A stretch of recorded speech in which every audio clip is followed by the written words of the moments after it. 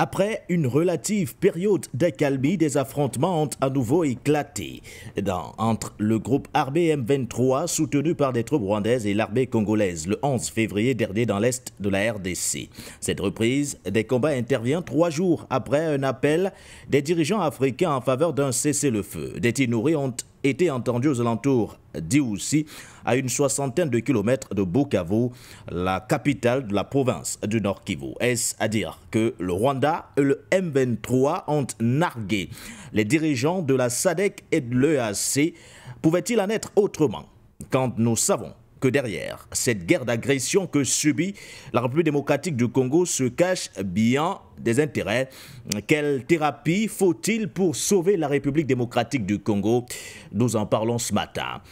Et puis, nous reviendrons sur la thématique principale consacrée à l'Union européenne, qui vient de réaffirmer son engagement auprès du Burkina Faso, marquant ainsi une divergence avec la position de la France dans la région. En effet, lors d'une rencontre officielle à Ouagadougou, le 11 février dernier, João Gomes Carvinho, nouveau représentant spécial de l'Union européenne pour le Sahel, a exposé une approche pragmatique des relations avec les pays sahéliens, contrastant avec les tensions persistantes entre Paris et Ouagadougou. Concrètement, le ministre burkinabé des Affaires étrangères, Jean-Marie Traoré, le représentant européen ont échangé sur les perspectives d'une coopération mettant l'accent sur l'aide au développement et à la sécurité alimentaire. La position de l'Union européenne contraste-t-elle réellement de celle de la France? Nous tenterons d'apporter quelques éléments de réponse à cette question dans quelques instants. Mesdames, Messieurs, installez-vous confortablement. Votre matinale informative démarre à l'instant.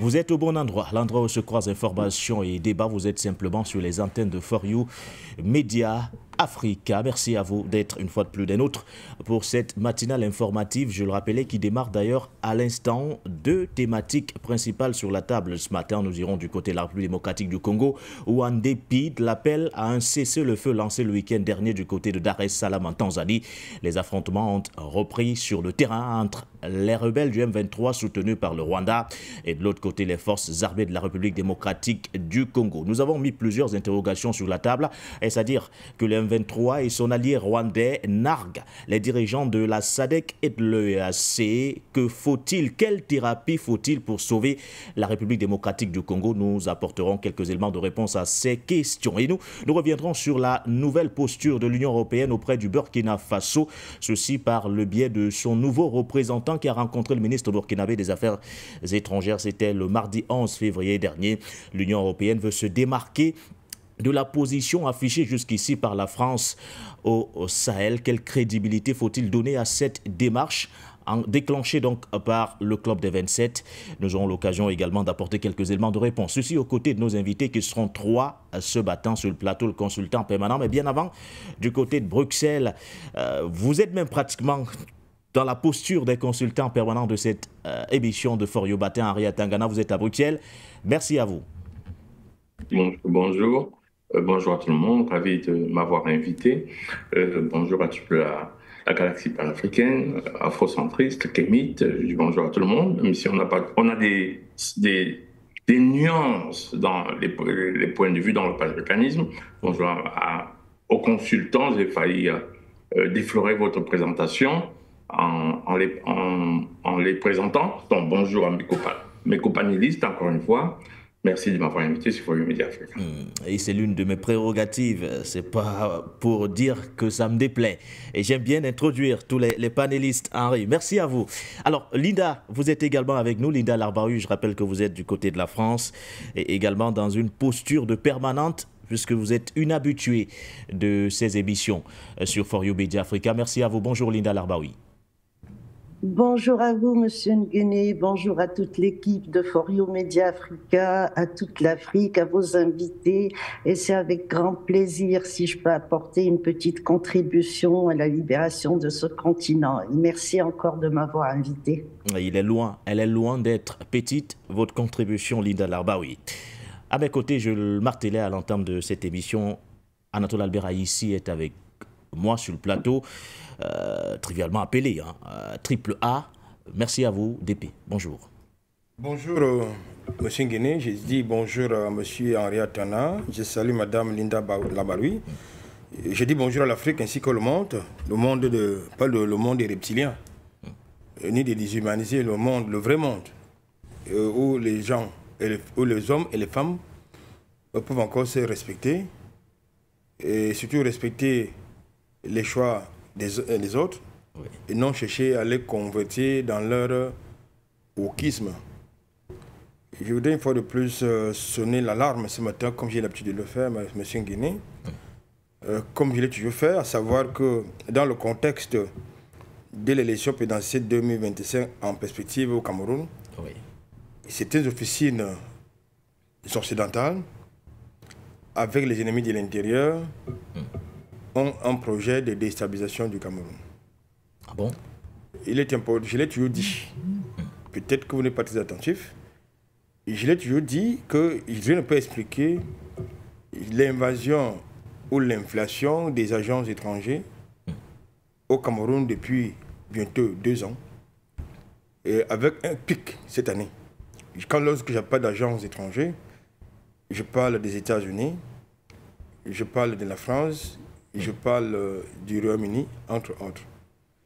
Il est donc important, et avec la collaboration, la complicité tacite de certains acteurs dits de l'Église, de la société civile, et quelquefois aussi de nos forces armées. Il est donc important de demander à la jeunesse camerounaise d'être vigilante, parce que c'est son avenir qui sera compromis si d'aventure il y a ce qu'on veut essayer de... Si on essaie de vouloir reprendre en territoire camerounais le scénario ivoirien ou soudanais. Merci pour l'invitation. Merci à vous, DP, pour ce coup de gueule d'entrée. Messieurs, avant d'évoquer la reprise des affrontements entre le M23 et les FARDC, parlons de cette infrastructure qui est au cœur de toute, qui retient d'ailleurs l'attention de tous les Africains. Nous parlons du gazoduc transsaharien dont des accords ont été signés mardi dernier. Nous étions précisément le 11 février dernier du côté d'Alger. Nous reviendrons sur ça avec vous, Linda et Henri. Nous revenons d'ailleurs sur ce gazoduc en question, long de 4000 km, qui doit d'ailleurs permettre d'acheminer le gaz nigérian vers l'Europe. Cette infrastructure devrait transporter à terme des milliards de mètres cubes de gaz nigérian vers l'Algérie, en passant notamment par le Niger. Le gaz pourra ensuite être exporté vers l'Union européenne grâce au gazoduc Transmed qui relie l'Algérie à l'Italie en passant par la Tunisie et sous forme de GNL, gaz naturel liquéfié, transporté justement par des méthaniers. Les 3 pays ont signé un contrat de mise à jour de l'étude de faisabilité, un contrat de compensation et un accord de non-divulgation entre leurs sociétés énergétiques respectives. Prenons cet élément qui plante le décor. Conformément à leur ambition annoncée d'accélérer la mise en œuvre du projet de gazoduc transsaharien TSGP, qui vise notamment l'exportation vers l'Europe du gaz naturel nigérian. L'Algérie, le Niger et le Nigeria ont signé mardi 11 février une série de 3 accords. Il s'agit, selon l'agence de presse algérienne, d'un contrat de mise à jour de l'étude de faisabilité du projet, d'un contrat de compensation et d'un accord de non-divulgation de données entre les sociétés d'énergie des 3 pays. Les documents ont été paraphés à l'issue de la 4e réunion ministérielle du comité de pilotage du projet par le ministre algérien de l'énergie et des mines, Mohamed Akkab, le ministre nigérien du pétrole, Sarabi Oumarou, et le ministre d'État nigérian chargé des ressources pétrolières, Ekperipe Ekpo, toujours selon la même source. D'après les parties prenantes, la conclusion de ces accords traduit un engagement collectif en faveur de la réalisation de cette infrastructure gazière. L'Algérie est pleinement engagée dans ce projet qui continuera de travailler avec le Nigeria et le Niger pour réaliser ce grand rêve africain et fonder un nouvel avenir énergétique pour l'Afrique. L'Algérie, le Nigeria et le Niger ont formulé un nombre de recommandations que nous avons approuvées, ce qui augure une concrétisation prochaine du projet. D'une longueur de plus de 4 km, le TSGP devrait relier le Nigeria à l'Algérie via le Niger pour transporter du gaz naturel nigérian vers l'Europe. L'accord pour sa construction a été signé par les autorités des 3 pays en 2009. Cependant, la mise en œuvre du projet a été reportée à plusieurs reprises. Un protocole d'accord pour reprendre les travaux a été signé en juillet 2022. Et nous parlons bien sûr du gazoduc transsaharien d'une longueur de 4000 km. Alors, nous parlions déjà, Henri, à Tangana, de cette mutualisation des efforts entre les 3 pays concernés de très près par ce gazoduc. Mais quelle explication devons-nous donner à ce coup d'accélérateur donné mardi dernier du côté d'Alger? On parle de 3 accords signés, un accord portant justement sur la mise à jour de l'étude de faisabilité, un autre accord portant sur les compensations et un 3e accord sur la non-divulgation entre notamment les sociétés énergétiques des 3 pays. Oui, c'est un peu plus d'ailleurs qu'une mutualisation, c'est un accord d'intérêt commun.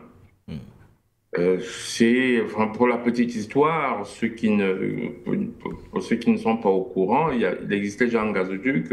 En fait, l'Algérie alimentait l'Union européenne, je crois, 11% de son énergie, alors que la Russie était à 43%. Et puis, il y a eu, je fais court évidemment, il y a eu la guerre en Ukraine et tout ce que vous savez. Et les besoins en énergie de l'Europe ont augmenté. Et aussi, s'est imposé le besoin de diversification. Tout en sachant que l'Algérie alimentait déjà l'Union européenne en passant par le Maroc. Et la crise entre l'Algérie et le Maroc a fait que l'alimentation, je crois que le Maroc recevait 500 millions de mètres cubes de gaz par an. Il y a eu des petits frottements dans le passage du gazoduc au Maroc. Et là, ils ont... ça, c'est pour planter le décor. Et entre-temps, il a fallu augmenter les possibilités en incluant aussi la possibilité de prendre le gaz qui vient du Nigeria. Enfin, c'est un petit résumé à peu près de la situation. Oui. Donc, le gazoduc n'est plus seulement une infrastructure qui va de l'Algérie, mais une infrastructure qui va relier le Nigeria, le Niger et l'Union européenne, en passant par l'Italie, le Portugal, voilà. Très bien. C'est de bon augure parce que, à mon avis, ça va permettre de dissiper. Enfin, en tout cas, les tensions se sont dissipées entre l'Algérie et le Niger. Parce que je ne pense pas qu'ils ont signé ça avec les tensions qu'ils avaient. Et c'est de bon augure d'entendre enfin que les tensions se sont dissipées. Sinon, ils n'auraient pas signé l'accord. Vous savez qu'il y avait beaucoup de tensions entre l'Algérie et le Maroc, notamment à cause des terroristes, les terroristes d'État du Niger, les terroristes dits Touareg. Et j'espère en tout cas qu'une solution a été trouvée de façon à ce que le projet puisse être relancé pour un premier jet. Merci à vous, Henri. Alors, au-delà justement de ce que représente Linda Larbaoui, cette infrastructure pour les pays concernés, on a l'impression aujourd'hui en voyant les 3 pays concernés de très près, impliqués dans la réalisation de ce gazoduc, on se dit que forcément, ils le font, et ils le sont d'ailleurs engagés, on parle bien sûr de leur engagement. Cet engagement-là se traduit justement par les tensions géopolitiques, voire géostratégiques, qu'on observe à travers le monde actuellement. Et on a envie de donner un coup de pouce aujourd'hui à cette infrastructure, à la réalisation de cette infrastructure. Écoutez, il y a déjà un point qui a été abordé par Henri à Tangana, mon frère, mais je vais quand même corriger parce que le projet de ce gazoduc remonte à 2007. Il ne remonte pas à l'année dernière quand il y a eu le sommet. C'est un projet qui a été boycotté par Sarkozy, complètement gelé par Hollande, parce que la France s'opposait à ce que ce gazoduc se fasse et que l'Europe dépende de l'Afrique au niveau énergétique. Il faut bien comprendre ce point. L'Europe ne voulait pas, et la France en premier, ne voulait pas dépendre de l'Afrique. Donc, qu'est-ce que nous avons? Nous avons une politique africaine, et souvent ça m'arrive de défendre l'Union africaine, c'est rattacher l'économie à la sécurité. Et ça a été une stratégie chinoise qui a payé. Donc, il y a un pragmatisme dans tout ça. Nous avons avancé dans ce dossier. En 2011, il y a eu un gazoduc de remplacement par rapport au Maroc. Il y a un gazoduc qui fonctionne encore, mais qui ne passe plus par le Maroc. Et il y a un deuxième gazoduc. Il y a deux qui passent par la Tunisie, un qui passe par la Tunisie et un autre qui va en Sicile directement. Donc c'était un projet africain.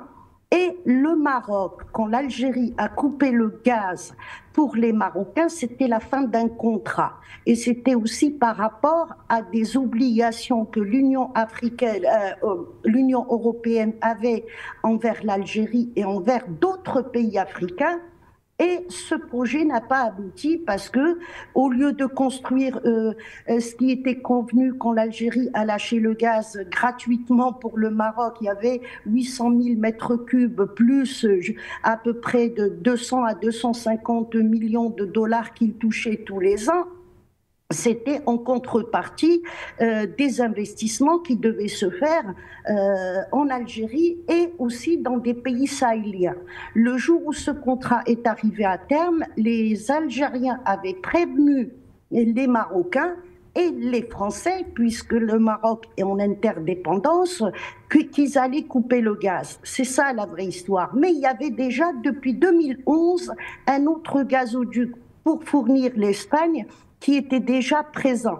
Donc le projet commence à se concrétiser et là où je suis fière, c'est que c'est un projet 100% africain. Je vais vous expliquer comment. Donc rassembler tout le gaz, faire du Niger la plateforme tournante pour rassembler le gaz africain et l'acheminer vers l'Europe qui n'a pas d'énergie.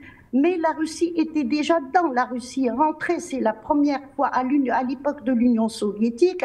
Les Soviétiques n'ont jamais pu infiltrer l'Afrique au niveau économique. Cette fois-ci, non. Il y a aussi Gazprom qui est dans ce projet. Il ne faut pas l'exclure. Donc, ça n'a pas puni les Russes parce qu'on leur a coupé l'acheminement du gaz vers l'Europe. C'est faux. Maintenant, ils acheminent le gaz via la Turquie. Il y a un gazoduc qui existe. Donc, les Russes continuent à vendre du gaz aux Européens. Je reviens à l'Afrique. Un gazoduc, il faut le sécuriser. Il faut le sécuriser par une armée formée spécialement pour ça.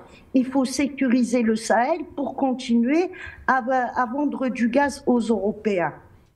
Et quand il y a eu Barkhane, qu'est-ce qui a été touché en premier? Le 10 juillet, il y a eu l'opération Barkhane. Donc, on nous a créé le terrorisme dans le Sahel pour ne pas sécuriser le Sahel et ne pas aller vers un développement. Mais juste après, le 10 juillet, donc le janvier, pardon, il y a eu l'opération Barkhane. Le 13 janvier, c'est la plateforme gazière de In Amenas qui a été frappé en Algérie et tout ça c'était pour marquer le coup et pour dire c'était un message politique en réalité ce qui s'est passé à In Amenas. L'Algérie a pu surmonter ce problème et on a essayé d'accuser à l'époque le Mali puisqu'il y a des groupes qui venaient du Mali, mais il n'y avait pas que les groupes qui venaient du Mali. Les principaux groupes qui ont attaqué cette plateforme sont venus de la Libye. Donc c'était pour créer un bis-bis entre le Mali et l'Algérie, ça n'a pas marché. Et nous arrivons, je vais abréger, nous arrivons aujourd'hui à la concrétisation de ce projet. Et quand j'ai dit il est 100% africain, parce qu'au départ, la France, pour rester sur le continent, avait proposé de sécuriser le gazoduc et les Africains, l'Union africaine a refusé. Après, il fallait les financements. Donc la Banque africaine a accepté de financer la moitié, il manquait une autre moitié, les Allemands se sont proposés de financer la deuxième moitié, en contrepartie, c'est eux qui devaient sécuriser ce gazoduc. Et là, c'est l'Algérie qui a mis l'argent sur la table pour bloquer l'Union européenne et dire nous ne voulons plus de forces étrangères sur le continent. Et ça a été l'accord du Niger, du Nigeria et de l'Algérie dans ce projet pour ne plus qu'on trouve des excuses aux Européens de venir avec leurs armes et leur armée et sécuriser quoi que ce soit. Donc le Niger est appelé à se stabiliser puisqu'il est la sécurité du Niger maintenant. La sécurité de l'Europe dépendra de la sécurité du Niger. Ils sont très en avance par rapport aux travaux. Ça devait se terminer, le tronçon qui est au Niger devait se terminer en 2027. De ce que je sais, en 2026, donc nous travaillons très bien, ça avance. Donc en 2026, ce gazoduc pourra fonctionner. Mais concernant le gazoduc du Maroc, ça reviendra plus.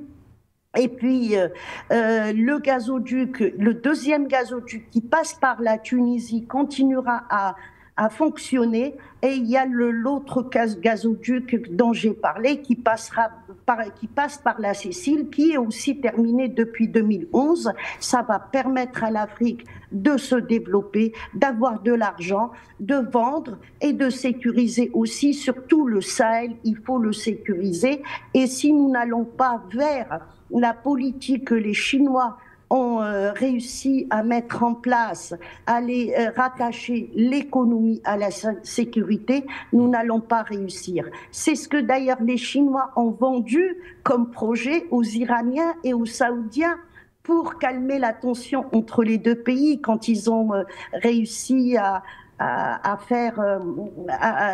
les rapprocher. C'était un projet justement d'investissement de la part de l'Iran et de l'Arabie Saoudite. Beaucoup de milliards ont été mis sur la table et tout ça pour calmer les esprits. Les Chinois l'ont fait aussi avec l'Inde. Donc si ça a réussi à calmer toutes les tensions entre l'Inde et la Chine ou entre l'Arabie Saoudite aussi et l'Iran, et ben au niveau africain, le fait qu'il y ait des investissements communs, donc des intérêts communs, et puis aussi on va rapprocher des pays enclavés comme le Niger, on le rapprochera de la mer Méditerranée, donc tout ça peut aller au bénéfice de l'Afrique. Et là, par contre, je vais tirer un mot par rapport à l'Afrique du Sud, qui, eux, ont choisi le domaine nucléaire puisqu'ils sont avancés dans ce domaine et qui ont pris comme projet, justement, d'aller vers le nucléaire africain pour qu'il soit enrichi sur place et créer une plus-value, créer de l'emploi. Et ça, c'est l'une des raisons pour laquelle on s'acharne actuellement sur l'Afrique du Sud. Je dis bien l'une des raisons parce qu'il y a aussi une autre raison qui est le tribunal international et le jugement de ce qu'on appelle Israël aujourd'hui. Donc il y a deux pays pilotes actuellement au niveau de l'énergie. C'est l'Algérie et c'est aussi l'Afrique du Sud. Et je signale que quand beaucoup d'Africains se sont acharnés par rapport à une propagande contre le président Tebboune, eh ben, c'était ce projet aussi qui était en suspens et que le président Tebboune a remis sur la table. Donc ça aussi, ça fait partie de l'une des raisons pour laquelle la France était opposée à ce que le président Tebboune soit réélu une deuxième fois. Donc nous sommes en train de gagner du terrain. Félicitations au Niger, félicitations au Nigeria. Je dirais félicitations aussi à l'Algérie, mais l'Algérie n'a pas besoin de gaz, c'est un pays gazier, donc c'est au bénéfice de tous les frères africains, surtout ceux qui nous ont aidés quand même à avoir notre indépendance. Merci Linda. Alors peut-être avant de retrouver sur le plateau Anatole Albert ici, Henri, le constat qui se dégage est que l'Europe aujourd'hui est plus que jamais dans le besoin. Ça, c'est un fait. Du fait déjà de la fin du transit du gaz russe par l'Ukraine, plusieurs options ont été trouvées. Linda parlait de la Turquie il y a quelques instants, mais il y a également une option qui a émergé, celle de l'Azerbaïdjan. Sauf que le pétrole que l'Azerbaïdjan livre également à l'Europe n'est autre que le pétrole, ou du moins le gaz russe. Du coup, il y a cette solution aujourd'hui qui se présente, le gazoduc transsaharien. Comment capitaliser comment les pays concernés, je parle bien sûr du Niger, de l'Algérie ou encore du Nigeria, peuvent-ils capitaliser sur cette infrastructure compte tenu du contexte actuel, l'Europe étant plus que jamais dans le besoin? Oui, donc il faut mettre les choses au clair. Hein. Il faut faire la différence entre les faits et l'analyse des faits. C'est un truc qu'il faut, quand on fait un débat, faire la différence. Il y avait un gazoduc qui n'était pas encore complètement transsaharien, qui était algérien, qui livrait 11% du gaz européen. Ça, c'est un fait, en passant par le Maroc. Puis il y a eu les brouilles entre le Maroc et l'Algérie. Mais il ne passait pas que par le Maroc, il passait aussi par par le Portugal et par l'Italie. Donc, il y a eu, je ne sais pas pourquoi, enfin, on rentre pas dans les détails diplomatiques, entre l'Algérie et le Maroc, ils ont beaucoup de tensions, ça a été coupé, ça a été suspendu. Très bien. Et maintenant, l'Algérie veut prendre le gaz venant du Nigeria. Et c'est depuis, hein, c'est pas depuis l'année passée, ces histoires-là. Parce qu'on a coupé le gaz vers le Maroc, je crois, en 2002. C'est où il y a eu cette qu'ils aient informé ou pas informé. Ce qui est sûr, c'est que le Maroc n'a pas aimé perdre 500 millions de gaz, ce qui était en réalité la rémunération du transit. On lui donnait ce gaz gratuitement en guise de rémunération et ce gaz-là alimentait une centrale thermique marocaine. Donc il y a eu des tensions là. Ça, très bien. Après, à côté de ça, il y a le Maroc qui a répliqué en lançant un projet de gazoduc aussi, mais Nigeria-Maroc, en passant sur la côte atlantique. Donc traversant les pays comme le Bénin, la Côte d'Ivoire, le Sénégal et tout ça. Donc c'est ces deux projets qui étaient en concurrence. Le projet marocain est une réaction à ce qui s'est passé en Algérie. Ça, c'est la photographie de la chose. Mais les détails politiques, politiciens, on sait. Et tout le monde a besoin, il ne suffit pas d'être un pays gazier, l'Algérie est un pays gazier, certes. Mais quand vous avez assez de gaz pour votre énergie, c'est bon. Mais si vous pouvez vendre ce gaz pour avoir des devises, c'est encore mieux. Très bien. Donc, à partir de la guerre de l'Ukraine, le besoin de diversification de l'énergie a fait que les Européens se sont encore retournés vers ce gaz algérien, dont le volume va être augmenté par le gaz nigérien.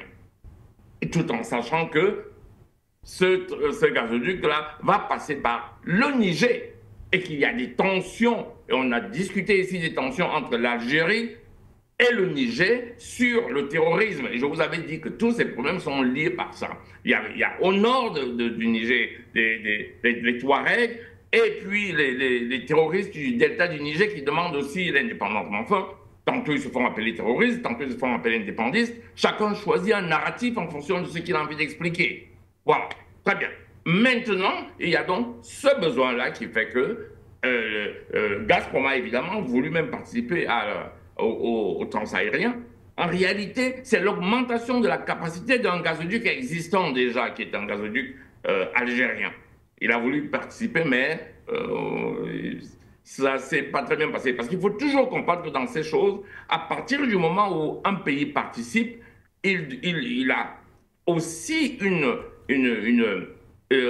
il vous tient du point de vue énergétique. Il y a une dépendance du pays qui vous offre. C'est-à-dire quand vous vendez du gaz à un pays, vous vendez l'énergie, non seulement lui vous paye, mais celui qui vous fournit l'énergie aussi vous tient aussi. Donc il y a des relations forcément diplomatiques qu'il faut entretenir, et aussi, c'est ça qu'on appelle en réalité la géopolitique. C'est toutes ces contraintes qu'il y a autour des besoins économiques, vice-versa.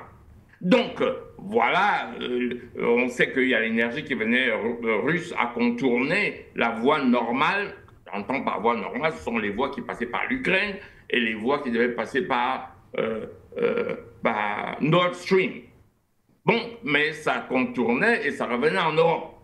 Le problème aujourd'hui, c'est qu'il y a un besoin énergétique en Europe croissant.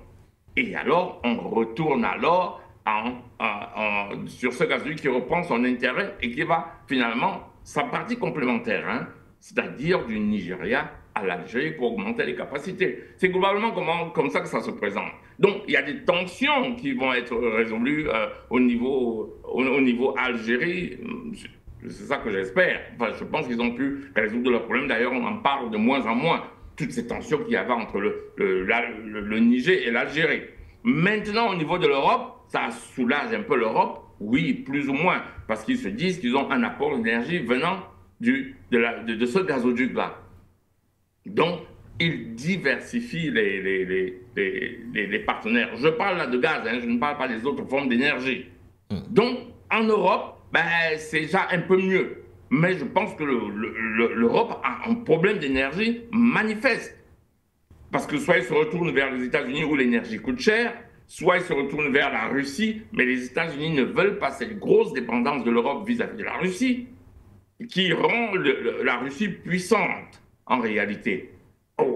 Soit alors, il y a aujourd'hui Donald Trump qui arrive, qui dit écoute, moi je vais augmenter mes droits de douane. Vous comprenez le gros problème? Les droits de douane qui augmentent alors que eux, les Européens, payent déjà plus cher l'énergie, vous augmentez encore les droits de douane. Qu'est-ce qui se passe des produits européens aux États-Unis, qui est un gros marché européen, surtout pour l'Allemagne? Les produits vont devenir très peu concurrentiels. Alors, ils essaient de retrouver l'énergie. Ailleurs, ils essaient aussi de délocaliser. Vous vous souvenez du débat qu'on a eu pour les investissements de la France, 100 millions d'euros, je pense, en Éthiopie. Et l'Allemagne avait fait la même chose. L'Allemagne avait même promis de délocaliser sa production de voitures, de créer une chaîne en Éthiopie. Vous croyez que c'est pourquoi? Mais c'est pour baisser les coûts, parce qu'il y a augmentation des coûts de l'énergie. Comme ça, les voitures allemandes seront encore compétitives. Donc c'est un peu globalement comme ça qu'il faut regarder la chose. Chacun est là à la recherche de son intérêt et chacun essaie de ne pas être bouffé par l'autre. Si j'ai répondu à votre question, vous me le dites, sinon vous pouvez préciser la question. Merci Henri. Alors, quelque chose à ajouter rapidement, Linda, avant d'évoquer la République démocratique du Congo? Écoutez, je viens de vous envoyer, par exemple, le dernier article que je vous ai envoyé, il date de 2020. Il y a un article qui date de septembre 2021. C'est un vieux projet et il était question de couper le gaz au Maroc. Ça n'a rien à voir avec la tension diplomatique, ça a à voir avec l'Union européenne. Par exemple, l'usine Renault qui est construite au Maroc, quand l'Algérie en 1996 a accordé ce privilège au Maroc, en contrepartie, cette usine devait se construire en Algérie. Les Français n'ont pas construit, il y a d'autres projets comme ça. Et ils ont tout emmené au Maroc quand ils ont eu l'énergie gratuitement. Les Algériens sont patients, on est là, on est en train de construire un pays, on n'est pas en train de jouer. Construire un pays, ça va sur 100 ans, 50 ans, c'est des projets qui vont à long terme. Donc les Algériens ont attendu et puis après ils ont coupé le gaz, non pas pour le Maroc, mais les sociétés qui sont au Maroc, c'est des sociétés européennes et l'agriculture qu'il y a au Maroc est destinée à l'Europe. Donc l'Algérie a puni la France, elle a puni le Maroc, elle a puni tous ceux qui n'ont pas respecté les accords qu'il y a eu. Il était hors de question que l'Algérie continue à donner de l'énergie au Maroc. C'est ça qui a fait l'évolution du Maroc. Aujourd'hui, on voit très bien les problèmes qu'il y a au Maroc, il n'y a plus d'énergie. Donc ça n'a rien à voir. Le projet transsaharien n'a rien à voir avec ce qui s'est passé avec le Maroc. Puisque je vous ai expliqué, je vous ai envoyé ça, même à M. Henri, il y a deux autres gazoducs, un qui passe par l'Algérie direct l'Espagne et le deuxième qui passe par l'Algérie directement en Italie. Donc on peut exclure et la Tunisie et le Maroc. En plus, l'Algérie a fait des concessions, c'est-à-dire qu'on ne prend pas d'argent comme le faisait le Maroc ou le fait toujours la Tunisie. L'intérêt de l'Algérie, c'est quoi? C'est de sécuriser le Sahel qui nous coûte très très cher et sécuriser aussi les pays voisins et en finir avec l'histoire du terrorisme dans le Sahel. Donc l'Algérie aussi, elle a un intérêt qui n'est pas pécunier et qui n'est pas gazier, mais c'est plus par rapport à la sécurité du pays et la sécurité du continent. Nous sommes tous dans le même bateau. Quand il y a le terrorisme dans le nord du Cameroun, il se propage ailleurs. Et puis quand il y a du terrorisme dans le nord du Mali, il se propage en Algérie. Donc pour l'Algérie, c'est une question sécuritaire et c'est pour ça qu'il y a eu quelques concessions. Et puis l'argent que l'Algérie a donné pour le financement, C'est un argent qu'elle a prêté, je ne vais pas dire on l'a donné, non c'est faux, c'est un prêt, mais autant que ça soit un projet africain, 100% africain, pour ne pas avoir des forces étrangères. Et encore une fois, ce projet, il date de 2007, il ne date pas de maintenant. Voilà ce que je voulais rajouter, merci. Merci à vous. Linda, tout comme Henri, sur cette thématique, une autre d'accueil sur laquelle vous allez réagir, Anatole Alberaï, ici, c'est la reprise des hostilités, ou du moins des affrontements du côté de la République démocratique du Congo, à l'Est, pour être plus précis, et quelques jours seulement après le sommet extraordinaire ayant réuni à Dar es Salaam en Tanzanie les chefs d'État et de gouvernement de l'EEAC et de la SADC, le M23 et le Rwanda ne se sont pas alignés sur les résolutions prises, dont l'une d'entre elles appelait les parties prenantes à un cessez-le-feu immédiat à l'ouverture des négociations ou encore des pourparlers sur le terrain. La réalité est tout autre. Comment pouvait-il en être autrement? Car nous savons que derrière cette guerre d'agression que subit la République démocratique du Congo se cachent des intérêts, parfois étrangers. Écoutez, permettez que je revienne dans la thématique d'accueil. Vous n'allez pas me censurer. Là. Non, loin de là, DP. Henri, Atangla et Linda ont dit des choses très intéressantes, mais ils ont oublié deux choses. Lesquelles? Vous savez, l'énergie dans le contexte géopolitique actuel est devenue un instrument qui charge de nombreux enjeux géopolitiques. Je crois que lorsque l'Union européenne choisit certains partenaires et mène une guerre par procuration contre d'autres, sur le continent africain, ce n'est pas anodin. Je voudrais bien, n'est-ce pas, m'enthousiasmer de constater que l'Afrique peut avoir son mot à dire dans le contexte, n'est-ce pas, actuel, où l'Europe est à la recherche de l'énergie sur toute la planète Terre. Oui. Mais je pense également que c'est toujours important d'abord de penser à soi, avant de penser aux autres. Parce qu'en réalité, pour eux, c'est une question de survie. Qu'est-ce que je voudrais dire par là? Le continent africain, c'est un vaste marché. Hein. Comparé à l'Europe, le continent africain, c'est un vaste marché. Est-ce que le continent africain, du point de vue de l'énergie, n'a pas une demande suffisante pour pouvoir absorber justement une partie, n'est-ce pas, de cette production, notamment du gaz? Parce qu'il ne faut pas qu'on donne... L'Afrique doit également contribuer à affaiblir l'Europe, au même titre qu'elle doit contribuer à affaiblir les États-Unis. Parce que l'Afrique ne doit pas constamment être cette carapace sur laquelle tout le monde vient taper quand ça l'arrange. Du tout. Il faut que l'Afrique soit également capable d'affaiblir les autres qui se nourrissent justement de ces matières premières.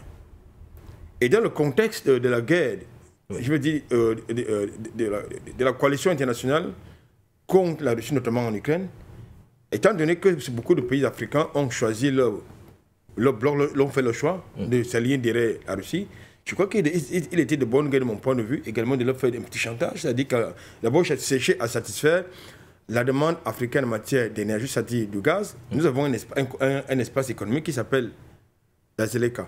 Même comme ça reste, c'est encore sur le papier.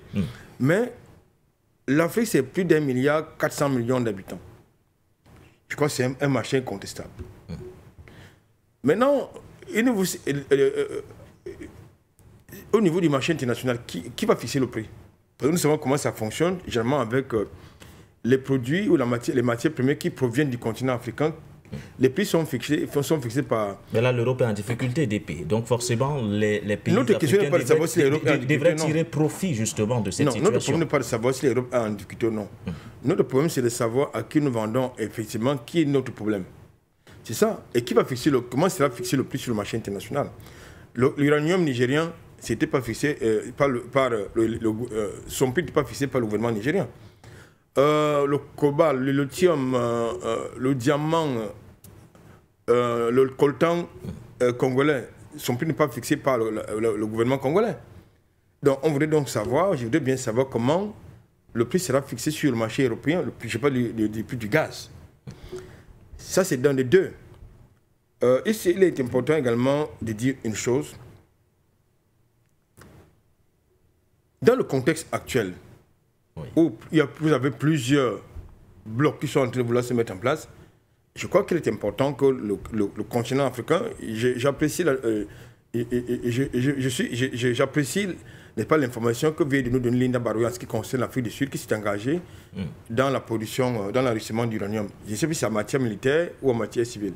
Dans tous les cas, c'est déjà pas parce qu'il s'agit d'un programme qui avait été démantelé lorsque Nelson Mandela est arrivé au pouvoir.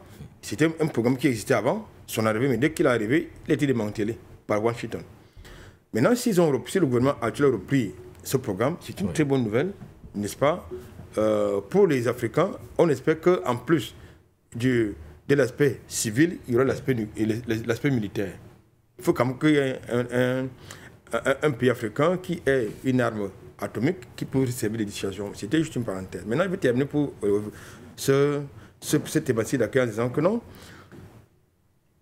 Dans le contexte de ce que nous avons appelé le projet d'intervention, n'est-ce pas, de l'Union européenne via la CEDEAO au Niger, on a vu l'engagement, j'ai envie de dire la détermination d'Abuja à fournir au moins 2 ou 3 contingents de son armée, des éléments pour aller combattre, pour aller délivrer le soldat Bazoum. On a cru à un moment donné que justement que l'Abuja allait mettre en veilleuse, n'est-ce pas, ce projet du gazoduc transsahárien. Je crois que finalement, ça se passe comme ça se passe exactement en Ukraine. C'est-à-dire qu'on a privilégié le business, n'est-ce pas, aux utilités. Mais si à travers justement l'aspect business, comme vous le dites, on peut taire toutes nos divergences, notamment sur le plan politique, et c'est une bonne chose, c'est ce que nous souhaitons. Mais dès lors qu'il s'agit du voisin le plus proche, ça prend une autre nuance. Or, en Ukraine, ce n'est pas la même chose. En Ukraine, vous avez des individus qui viennent de très loin et pour venir combattre un pays qu'ils accusent d'avoir annexé un autre. Oui. Mais dans le cas précis, on voit bien sûr les Nigérians, ou du moins les autorités nigériennes et nigérianes engagées dans la réalisation, voire la matérialisation de ce gazoduc. C'est une bonne chose. Non, je veux dire, quand vous parlez de business, je ne pense pas que dans ce contexte-là, le Niger avait privilégié le business puisqu'ils avaient coupé, n'est-ce pas, la fourniture d'énergie électrique, n'est-ce pas, au Niger, qui n'était pas, dont la distribution n'était pas gratuite, c'était payé. Oui, mais là, une partie de ce gaz nigérian va également alimenter le Niger. Non, j'essaie donc justement le fait que désormais on a privilégié le business en lieu et pas des hostilités. Maintenant, pour revenir à la thématique, la première thématique, écoutez, repris de combat en RDC, le MRC, le M23, NARG, la SADC et le EAC. Écoutez, le M23 ne nargue pas la SADC ou le EAC, non. Le M23, c'est exactement comme Al-Qaïda, comme État islamique, comme Daesh, c'est-à-dire qui est piloté par des puissances impérialistes étrangères avec un agenda bien précis. C'est-à-dire l'agenda de balkaniser, n'est-ce pas, le projet de balkanisation de la République démocratique du Congo et éventuellement en faire une sorte de, j'ai envie de dire, de califat. C'est ça l'agenda du M23 du côté de la République démocratique du Congo. Il vous souvient que, je crois que c'est l'émission, dans une émission de l'International, je crois la semaine dernière, je vous faisais comprendre qu'il fallait prioriser l'option militaire. Dans le contexte actuel, ça semblait vous choquer beaucoup, mais c'est une réalité. Quand vous savez qui est derrière, n'est-ce pas, le M23, qui est derrière le Rwanda. C'est ça qui est la question. Qui finance, qui soutient le Rwanda? Qui finance le M23? Qui lui donne de l'armement? Et qui lui donne surtout les vecteurs aériens, puisque un groupe armé qui a été créé comme ça, comme ce d'avoir été créé comme ça, ne peut pas avoir les vecteurs aériens. Comme c'est le cas du M23, ça veut dire que derrière, vous avez des puissances étrangères. Une puissance qui a signé, par exemple, les mémorandums d'entente avec le Rwanda en vue de l'exploitation des matières premières qui ne disposent pas, mais qui sont plutôt exploitées du côté de la République démocratique du Congo, ne peut pas vous dire que elle peut devenir le partenaire d'un État africain. Je parle de l'Union européenne. Je crois que c'est ça l'objet de la deuxième thématique. Oui, nous aurons l'occasion de parler. Alors, c'est pour vous dire qu'en réalité, nous sommes là en pleine hypocrisie. L'option militaire, c'est celle qu'il faut prioriser actuellement. Et il faut rapidement que le président actuel du Congo, de la République démocratique du Congo, prenne ses responsabilités. Mais s'il ne peut pas le faire, ça pose un autre problème. Un autre problème, j'ai envie de dire, de sérieux. Denis Mukwege, c'est vrai que c'est un personnage que je n'apprécie pas trop. Il a demandé depuis avant-hier, je crois depuis lundi, à l'Union européenne de ne plus acheter les minéraux au Rwanda. Oui. Ces minéraux qu'il appelle les minéraux du sang, oui, qui sont exploités en République démocratique du Congo, où depuis le pic de cette agression militaire, il est signalé des viols, n'est-ce pas, des soldats du M23 contre les femmes, des exactions contre les populations civiles. Nous pensons que dans un tel contexte, je crois qu'il devrait y avoir au moins une condamnation de la Maison-Blanche, oui, qui a l'habitude de s'aimer les tuer n'importe quoi. Mais paradoxalement, depuis que nous avons atteint le pic de cette agression militaire, il y a eu des condamnations timides, n'est-ce pas, de l'ONU. Oui. Il y a des condamnations timides et peu tardives même de l'Union européenne. Il n'y a même pas, on attend toujours d'avoir des condamnations fermes de la Maison-Blanche. Ce n'est pas encore le cas. Vous savez pourquoi? Voilà. Tout simplement parce que c'est eux qui ont intérêt, c'est eux qui tirent les ficelles. Ce sont eux qui ont besoin justement de continuer à exploiter le lithium, le coltan, le cobalt, l'uranium, l'or, le diamant et consorts. Bref, toutes ces matières premières dont ils ont besoin pour faire fonctionner leur industrie d'une manière générale. Je voudrais sortir en disant, monsieur Nguéné, c'est inacceptable qu'en 2025, oui, on entend dire qu'un État africain est en train d'agresser un État africain du point de vue militaire. Lorsque le Rwanda a été confronté au plus grand crime humain que le monde n'ait jamais connu, notamment le génocide de 1994, tous les Africains, si bien tous les Africains se sont levés comme un seul homme, par solidarité, pour condamner justement ces crimes, dont les fusibles se retrouvent actuellement du côté de la CPI, et dont les véritables auteurs se baladent dans les rues de Paris, de New York, de Genève, n'est-ce pas, de Bruxelles. Et parmi ces États, ces peuples africains qui ont condamné, soutenu, n'est-ce pas, le Rwanda dans cette épreuve difficile, oui, il a la République démocratique du Congo. Il est donc curieux et paradoxal qu'en 2025, le Rwanda décide d'être un traître de l'intérieur au profit de puissances étrangères. Voilà. Et dans quelques instants, nous reviendrons sur la sortie du président Paul Kagame qui a exprimé sa sympathie vis-à-vis du M23. Vous l'écouterez, mais surtout les principales raisons, voire motivations qui sont avancées par Paul Kagame. Mais pour l'heure, parlons de la Belgique qui a pris position sur ce conflit. Le ministre belge des Affaires étrangères a, dans un communiqué, appelé le Rwanda à retirer ses troupes de la République démocratique du Congo.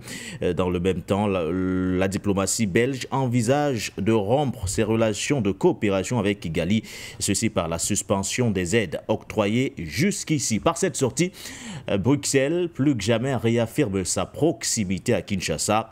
Prenons cet élément. Le ministre belge des Affaires étrangères a évoqué la possibilité d'utiliser le levier de la coopération avec le Rwanda, envisageant la suspension des aides pour exprimer l'indignation de la Belgique face à la situation dans l'est de la République démocratique du Congo. Cependant, le ministre belge a insisté sur le fait que la solution à la crise dans cette région ne pourrait être que diplomatique. Il a affirmé que la Belgique restait l'un des principaux partenaires de soutien de la RDC. Cette décision a peut-être été influencée par le fait que plusieurs centaines de personnes se sont rassemblées à Bruxelles samedi 8 février pour exprimer leur soutien à la RDC et dénoncer notamment l'inaction de l'Union européenne. Nous sommes extrêmement directs et explicites sur la responsabilité du Rwanda que l'on exhorte à veiller de manière directe ou indirecte en utilisant en sous-main le M23 à se retirer de l'est du Congo.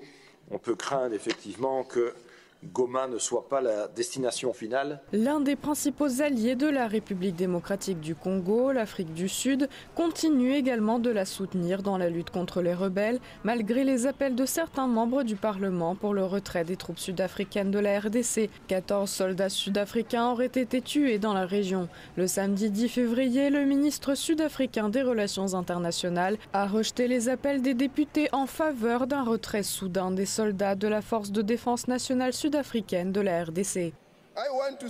Je tiens à déclarer que le retrait soudain des troupes, comme le veulent certains membres de la Chambre, n'est même pas une retraite tactique. C'est même pire qu'une capitulation. Compte tenu du nombre de groupes armés dans la région, une embuscade nous attend. Comment peut-on se retirer immédiatement quand il y a 150 groupes armés qui ne sont pas contrôlés par personne? Vous envoyez de vos propres mains nos troupes dans une embuscade, car en partant, elles tomberont dans de nombreuses embuscades non coordonnées et inconnues. Voilà le contexte. Une des principales raisons pour lesquelles le Rwanda soutient le M23 pourrait être que les provinces de l'Est du pays sont riches en métaux rares. Cependant, l'actuel ministre rwandais des Affaires étrangères, dans une interview exclusive pour RT, a déclaré que la RDC devait engager des pourparlers directs avec le M23 pour résoudre les problèmes soulevés par les communautés de l'Est du Congo et a souligné que si certains pays exploitaient les ressources minérales de l'Est de la RDC, le Rwanda n'en faisait pas partie.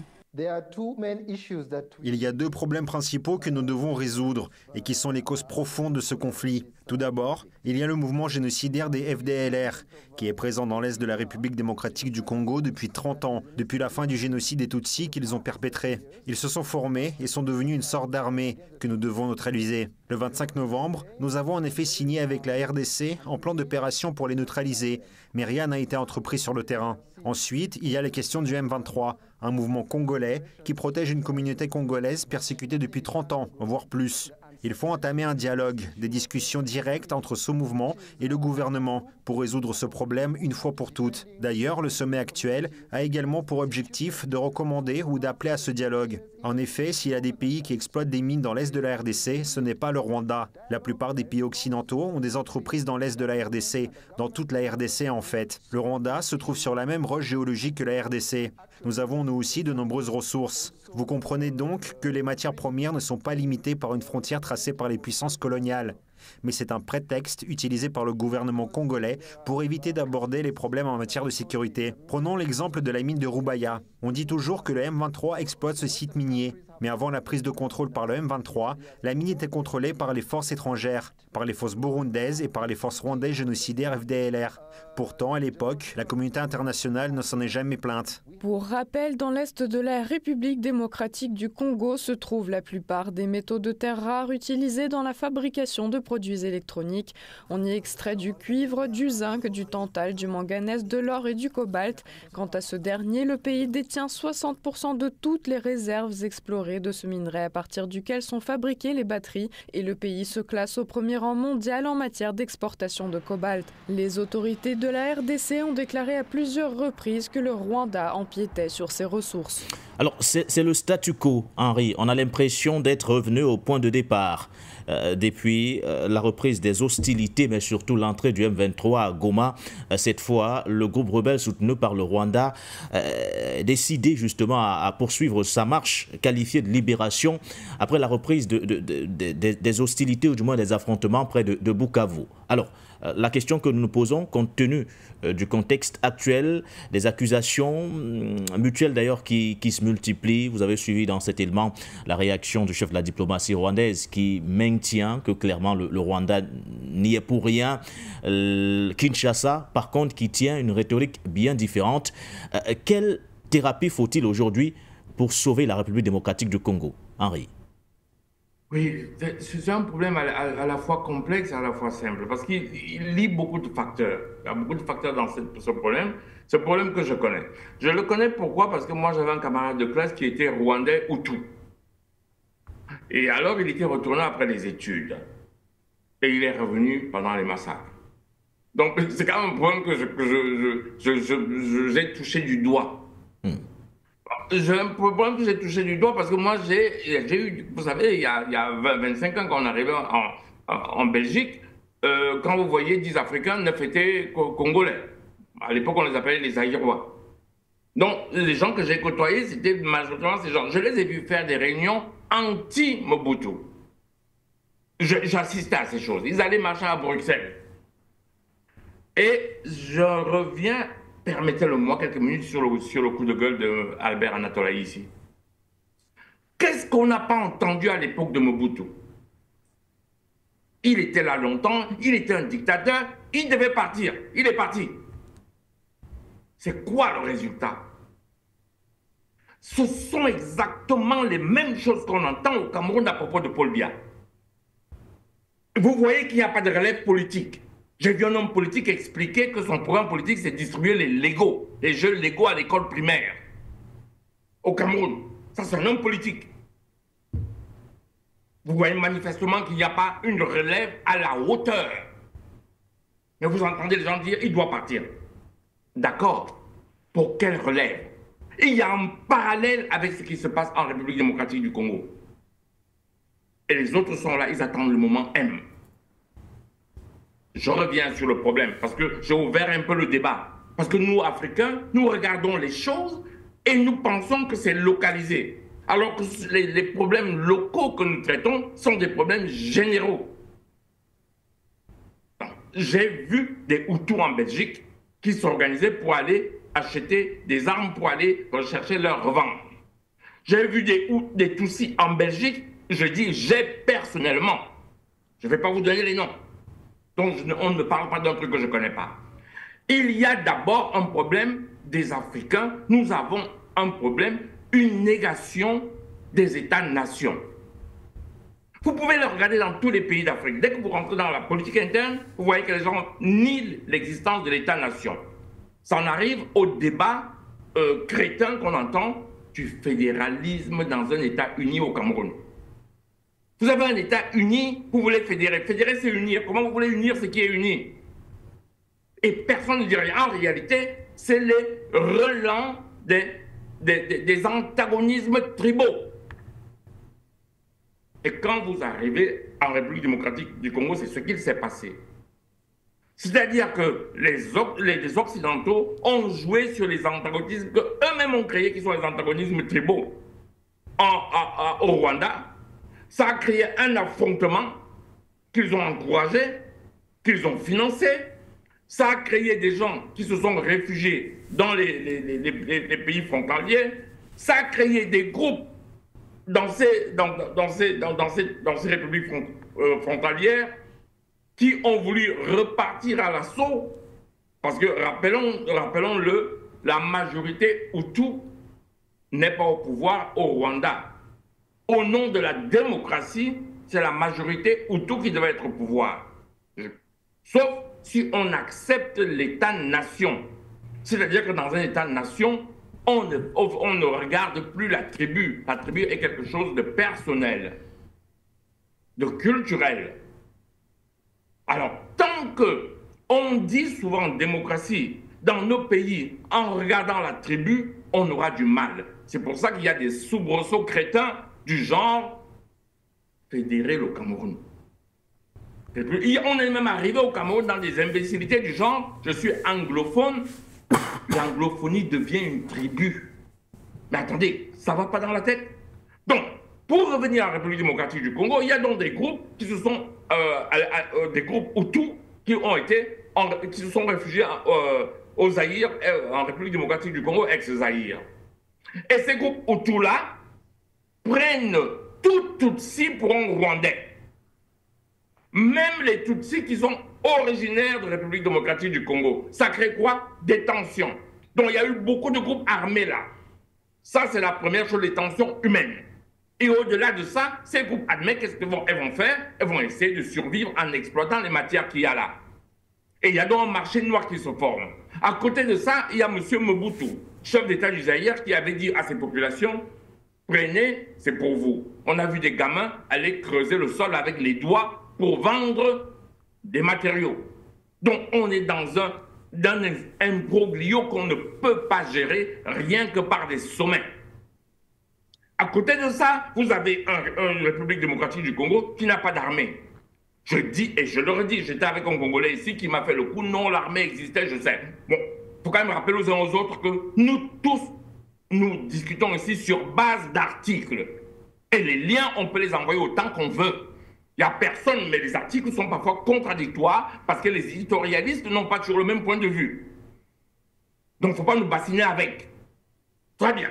Donc, ce Congolais me disait, non, oui, voilà, non, ce n'était pas ça. Non, la République démocratique du Congo, tant de Mobutu, n'avait pas d'armée, comme beaucoup de pays à qui on a empêché de former une armée. Conséquence, Kabila est venu avec des soldats, avec des bottes de caoutchouc, prendre le pays. Mais Kabila, il n'a pas pensé qu'un pays doit avoir une armée. Et puis, il y a eu Kabila fils, qui n'a pas pensé que le pays doit avoir une armée. Conséquence, on arrive à ce qu'on arrive aujourd'hui, un petit groupe de rebelles est capable de marcher sur un État sans armée. Pourquoi vous tournez autour du pot? Alors, le chef de cet État qui s'appelle Tshisekedi, qu'est-ce qu'il arrive? Il va en Europe, il explique aux gens un à un, écoutez, voilà, dénoncez. Monsieur Tshisekedi, où avez-vous vu une commune de l'ONU régler un problème de ce genre? Ça n'existe pas. Soit vous êtes un chef d'État, soit alors vous démissionnez, soit vous laissez le pays à l'armée qui va trouver les solutions de repousser l'ennemi. Et vous n'allez jamais négocier avec quelqu'un qui est plus fort que vous. Si vous êtes sur un ring avec moi et que je vous casse la gueule, vous n'allez pas me dire de négocier. On négocie quand les deux parties peuvent déjà se craindre. Là, on négocie. Dans tous les autres cas, soit alors M. Tshisekedi signe un armistice, dit bon, je reconnais avoir perdu la guerre, et il s'en va. Et c'est vers ça qu'on est en train d'aller. Vers un chef d'État qui ne sert à rien. Moi, je dis qu'il ne sert à rien, excusez-moi. Mais qui va finir par dire, ok, d'accord, on se souvient de Bazoum, qui nous a dit que les terroristes étaient beaucoup plus puissants que lui d'ailleurs. Terroristes, nationalistes, chacun appelle comme il veut. Vous vous souvenez du conflit Algérie-Niger. Chacun appelle comme ça l'arrange. L'autre dit terroriste, l'autre dit nationaliste. Donc on ne va pas rentrer dans ces choses-là, dans un débat sérieux. Voilà. Mais ce qui est sûr, c'est que les faits sont là. Donc ce qu'il faut pour M. Tshisekedi, c'est soit de renforcer son armée, repousser, et alors s'asseoir sur une table de négociation, soit ne pas le faire. Or, là, on ne voit rien. On ne voit que quelqu'un qui fait les tours de capitale occidentale et qui dit aux gens, condamnez. Et puis quoi, quand ils auront fini de condamner? Oui, la Belgique a condamné, et puis quoi? Vous croyez que la Belgique va envoyer un militaire belge aller se tuer là? Et vous croyez que parce que quelqu'un serait à l'Union européenne en train de dire je condamne les militaires soutenus par Kagame, ils sont juste beaucoup plus forts militairement, donc ils avancent. Voilà, moi je fais la peinture de la réalité. Après cette peinture, on analyse comme on veut. Voilà, je l'avais dit ici sur ce plateau, qu'il n'y avait pas d'autre choix pour M. Tshisekedi que de se rapprocher de l'État de l'AES ou de la Russie afin de se procurer des armes. Alors, ils sont allés prendre des Roumains, les gens ont mal interprété ça. Les Roumains que M. Tshisekedi allait prendre, ce n'était pas pour protéger la République démocratique du Congo, mais c'était sa garde rapprochée. Mais une garde présidentielle, une garde rapprochée ne garde pas les frontières d'un pays. Les Roumains ne sont pas venus là pour se faire tuer par un pays, ils sont venus garder, pour protéger M. Tshisekedi contre une éventuelle révolte des Congolais contre lui. Pourquoi est-ce que les choses sont quand même assez simples? Donc nous, Africains, il faut déjà qu'on essaie de s'analyser de façon de faire abstraction des tribus pour accepter l'existence dans des États-nations. Voilà. Mais tant qu'on sera là en train de dire tout ci ou tout, parce que c'est ça qu'il se passe, on aura ce genre de problème. Les gens vont rentrer dans la faille et vont venir essayer de nous diviser. Voilà. Je sors par là. Merci.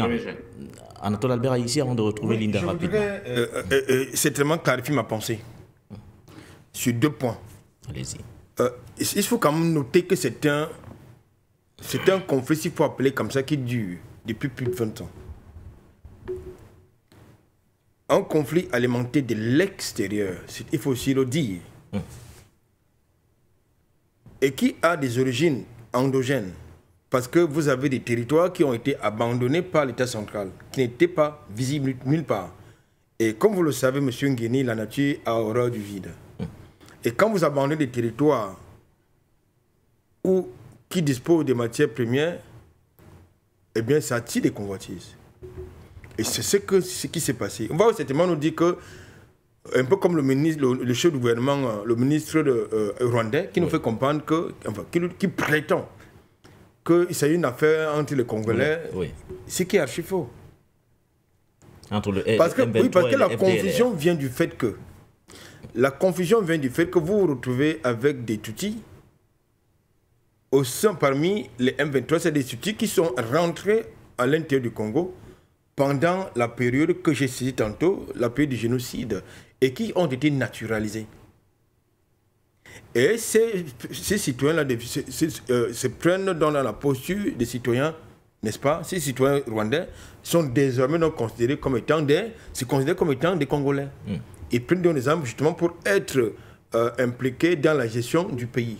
Ça, c'est le premier point. Le second point, vous avez des éléments extérieurs qui exploitent justement le Congo depuis plusieurs années.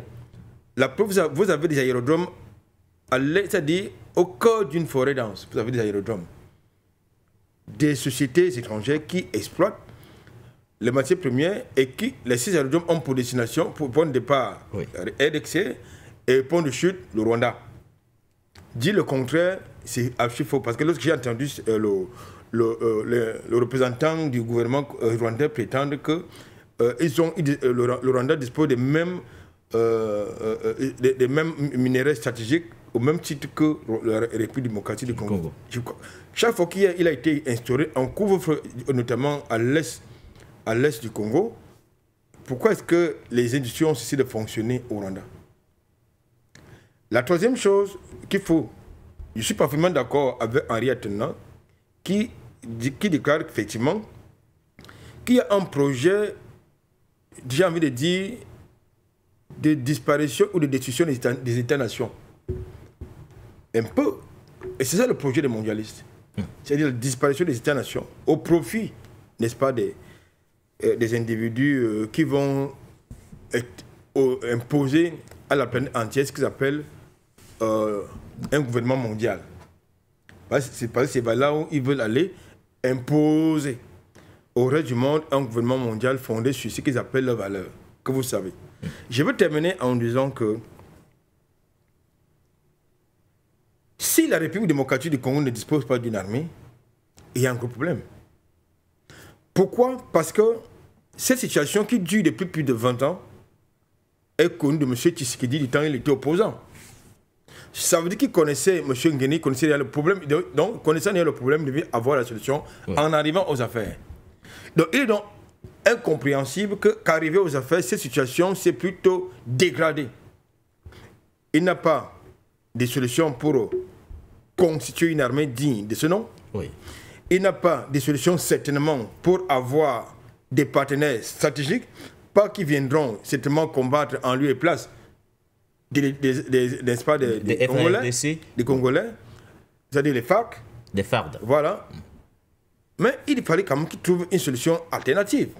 C'est vrai, là, je crois qu'il a trouvé des Romains, des mercenaires romains qui ont capitulé et qui étaient payés à 8 000 dollars contre 150 $ pour les éléments du FARC.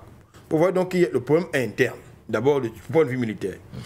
Maintenant, lorsque vous avez une dégradation d'une situation comme celle-là, un commandant en chef ne passe pas le temps justement à bavarder, non, j'ai envie de dire à pleurnicher ou à se victimiser, non. Un commandant en chef prend des solutions, comme j'ai l'habitude de le dire, fermes, parce que nous sommes dans une situation exceptionnelle. Et, comme il a dit tantôt dans mon premier jet, le M23 a un agenda. Et l'agenda du M23 qui est en train d'avancer désormais vers le Bukavu, c'est-à-dire en train de gagner du terrain, est soutenu. Est soutenu. Bon, l'Afrique du Sud essaie de soutenir la République démocratique du Congo, mais il n'y a pas que. Le Burundi essaie de s'impliquer, mais pas que. Il faut justement trouver une alternative, parce que si ça s'embrase, ça va, je crois que même le Cameroun sera impacté. Voilà. Alors Linda Lerbaoui, le sommet de Dar es Salaam n'a rien produit comme solution, du moins les recommandations ont été faites, mais aucune d'elles n'est respectée sur le terrain. Il n'y a pas eu de cessez-le-feu. il n'y a pas l'ouverture d'un dialogue. Certainement, nous attendons plus de cette réunion des chefs d'état-major qui doit très très prochainement se tenir. On parle bien sûr des chefs d'état-major des pays membres, aussi bien de la SADC que de l'EEAC. Aucune initiative à l'international n'a porté ses fruits. En interne, le président Félix Antoine Tshisekedi semble également dépassé. Vers qui les autorités congolaises doivent désormais se tourner? Déjà, pour ceux qui croient, vers Dieu. Le problème de la RDC est beaucoup plus profond que ça en a l'air. Après, quand je parle de Gaza et je disais que les Palestiniens se battaient pour le monde, je sais ce que je dis. Et quand je dis « nous ne connaissons pas en Afrique notre véritable ennemi et la capacité de notre ennemi », je sais ce que je dis. Après le 7 octobre 2023, il y a eu dans Global Times, c'est un journal anglophone mais chinois, des services secrets chinois, une conversation a été dévoilée qui s'est passée entre Blinken et son homologue chinois. Quand Blinken a appelé son homologue pour lui dire il faut condamner Israël, il faut condamner Hamas, pardon. Le Chinois, qu'est-ce qu'il répond, le ministre des Affaires étrangères? Il lui dit c'est un faux problème. S'il n'y avait pas eu occupation, il n'y aurait pas eu Hamas. La Chine ne va pas condamner. Et la suite est très intéressante. Il lui dit tous les jours, quand on se réveille, la politique extérieure de tous les pays, elle est faite en fonction des sautes d'humeur d'Israël et de Netanyahou.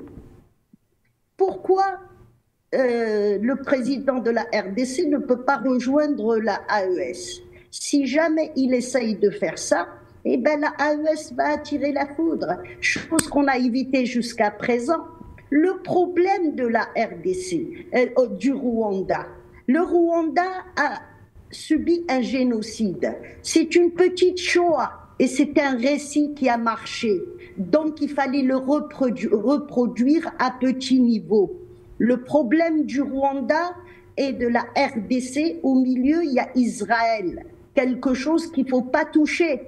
On ne peut pas toucher Israël. Dès qu'il y a Israël quelque part, on ne peut pas toucher. On va avoir exactement ce que les Razaouis, ils ont eu.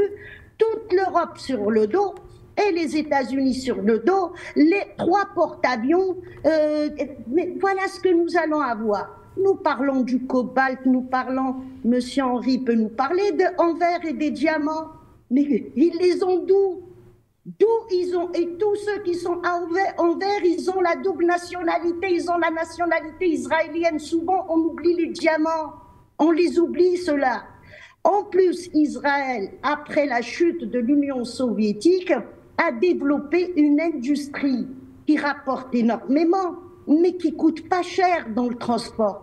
Il faut s'intéresser à Israël et la géographie d'Israël. Eh bien, Israël, elle est dans le high-tech, elle a besoin de produits. Mais pour que ça soit rentable, il faut que ces produits viennent gratuitement. Et le Niger aussi, hein, la France, quand elle prenait l'uranium, elle donnait gratuitement à Israël. Donc, il faut prendre en compte que le problème de la RDC et du Rwanda, au milieu, nous avons une entité sioniste qu'on appelle Israël et qui gère tout ça. Derrière eux, bien sûr, il y a les Américains. Qui va soutenir la RDC? Mais personne n'est dans la capacité de soutenir la RDC aujourd'hui, parce que quand on est dans des instances internationales comme l'ONU, comme même l'Union africaine, les gens, ils ont des dossiers, ils ont des rapports, ils lisent les rapports, ils savent qui est derrière. Et nous remarquerons qu'à chaque fois que Israël s'est affaibli, eh ben, le Rwanda s'affaiblit également. Là, ils étaient occupés avec une guerre contre le Hamas et contre Hezbollah, contre les Houthis. Donc, il y a eu un petit affaiblissement. Le dossier rwandais-RDC est revenu sur la table. Mais là, il y a des cessez-le-feu un peu partout. Donc, c'est le Rwanda qui reprend des forces. Le Rwanda, c'est le pied-à-terre en Afrique d'Israël. Kagame, quand on parle de la radio qui avait alimenté la haine, tout ça, mais il n'y avait pas qu'une radio. Il y avait 2 radios. La deuxième, elle était en Israël. Et c'était Kagame qui l'alimentait. Donc, le problème de l'Afrique, que ce soit le Rwanda, le Mali, le Cameroun, l'Algérie, c'est les forces étrangères que nous avons, les endocolons que nous avons, mais c'est les ingérences aussi, les ingérences des pays qui viennent piller. Il y a un État qu'on ne peut pas, en ce moment, on ne peut pas le toucher, c'est ce qu'on appelle Israël. Même la Russie ne sera pas contre Israël. Ça, je vous le dis, moi. La Russie ne peut pas. Elle n'a pas les moyens. Et c'est pour ça que la Russie ne va pas plus loin que ça avec la RDC. Et ça c'est un autre sujet, je veux pas développer, mais encore une fois, c'est Staline et les Soviétiques qui ont créé Israël. Il y a 2 millions de Russes qui sont en Israël, dont des personnes qui vivent grâce à ça. Donc le problème du Rwanda et de la RDC, il est beaucoup plus complexe, mais si on veut le régler, eh ben, c'est le couper avec Israël et les manifs devant les ambassades des États-Unis, ça, ce n'est qu'un début. Après, on va rentrer dans un bras de fer qui sera très, très rude. Eh ben, nous allons subir la foudre qui est tombée sur Gaza et sur le Liban, hein. Ça, il faut vous y attendre, hein. Mais là, juste une ville qui vit, une ville en verre, qui vit grâce à ce qui est pillé comme pierre précieuse de la RDC, qui est en verre. Donc ça on n'en parle jamais. Si vous retirez ça déjà à Israël, eh ben, l'économie israélienne va prendre un coup. Donc il faut prendre tous les produits qui sont pillés, tous les produits, toutes les matières premières qu'il y a en RDC, faire une évaluation, voir à qui ça profite. Et puis, il faut que les peuples se réveillent, il faut que les peuples comprennent que Israël, c'est la caserne des États-Unis. Il faut 5 porte-avions pour remplacer cette entité. Et nous voyons très bien ce que Trump il veut faire. Il veut déménager carrément les Gazaouis. Pourquoi? C'est pour bien s'asseoir et continuer à dominer 3 continents. Et à partir de là, les États-Unis, sionistes qui sont là, et impérialistes, ils pourront continuer à dominer la mer Rouge, à dominer le Sahel, à dominer toute l'Afrique. Donc notre problème, vous avez les États-Unis et leur caserne qu'on appelle Israël. Une fois qu'on a réglé tout ça, eh ben la RDC pourra respirer. Merci. Merci à vous, Lida Larbaoui. Le sommet conjoint SADC-EAC avait donc chargé les chefs d'état-major des armées des 2 organisations sous-régionales de se réunir dans un délai de 5 jours pour fournir des directives techniques sur l'instauration d'un cessez-le-feu et la cessation des hostilités immédiates sans condition à la suite de la détérioration de la situation sécuritaire et humanitaire dans la province du Nord Kivu depuis l'occupation de Goma par les rebelles du M23 soutenus par Kigali. Plus de 4 jours après les assises de Dar es Salaam, les lignes ne semblent pas bouger conformément aux résolutions de ce sommet conjoint et les combats se poursuivent d'ailleurs sur le terrain. C'est ainsi que le gouvernement congolais a interpellé hier mercredi la SADC et l'EAC a convoqué, et ce de toute urgence, les chefs des forces de défense du moins des 2 organisations sous-régionales. Voici ce que dit le communiqué du gouvernement. Pour décourager cette attitude récidiviste, le gouvernement de la République démocratique du Congo recommande notamment la convocation urgente de la réunion des chefs d'état-major général décidée lors du sommet conjoint en vue de mettre en place le mécanisme de suivi et de vérification. Que faut-il attendre justement de cette réunion? Nous scrutons tout cela de très près, mais rapidement nous allons dire un mot, messieurs, sur la nouvelle approche de l'Union européenne du côté du Burkina Faso. L'Union européenne vient de réaffirmer son engagement auprès de Ouagadougou, marquant ainsi une divergence avec la position de la France dans la région. En effet, lors d'une rencontre officielle à Ouagadougou le 11 février dernier, João Gomes Cravinho, nouveau représentant spécial de l'Union européenne pour le Sahel, a exposé notamment une approche qualifiée de pragmatique selon le club des 27 dans les relations avec les pays sahéliens.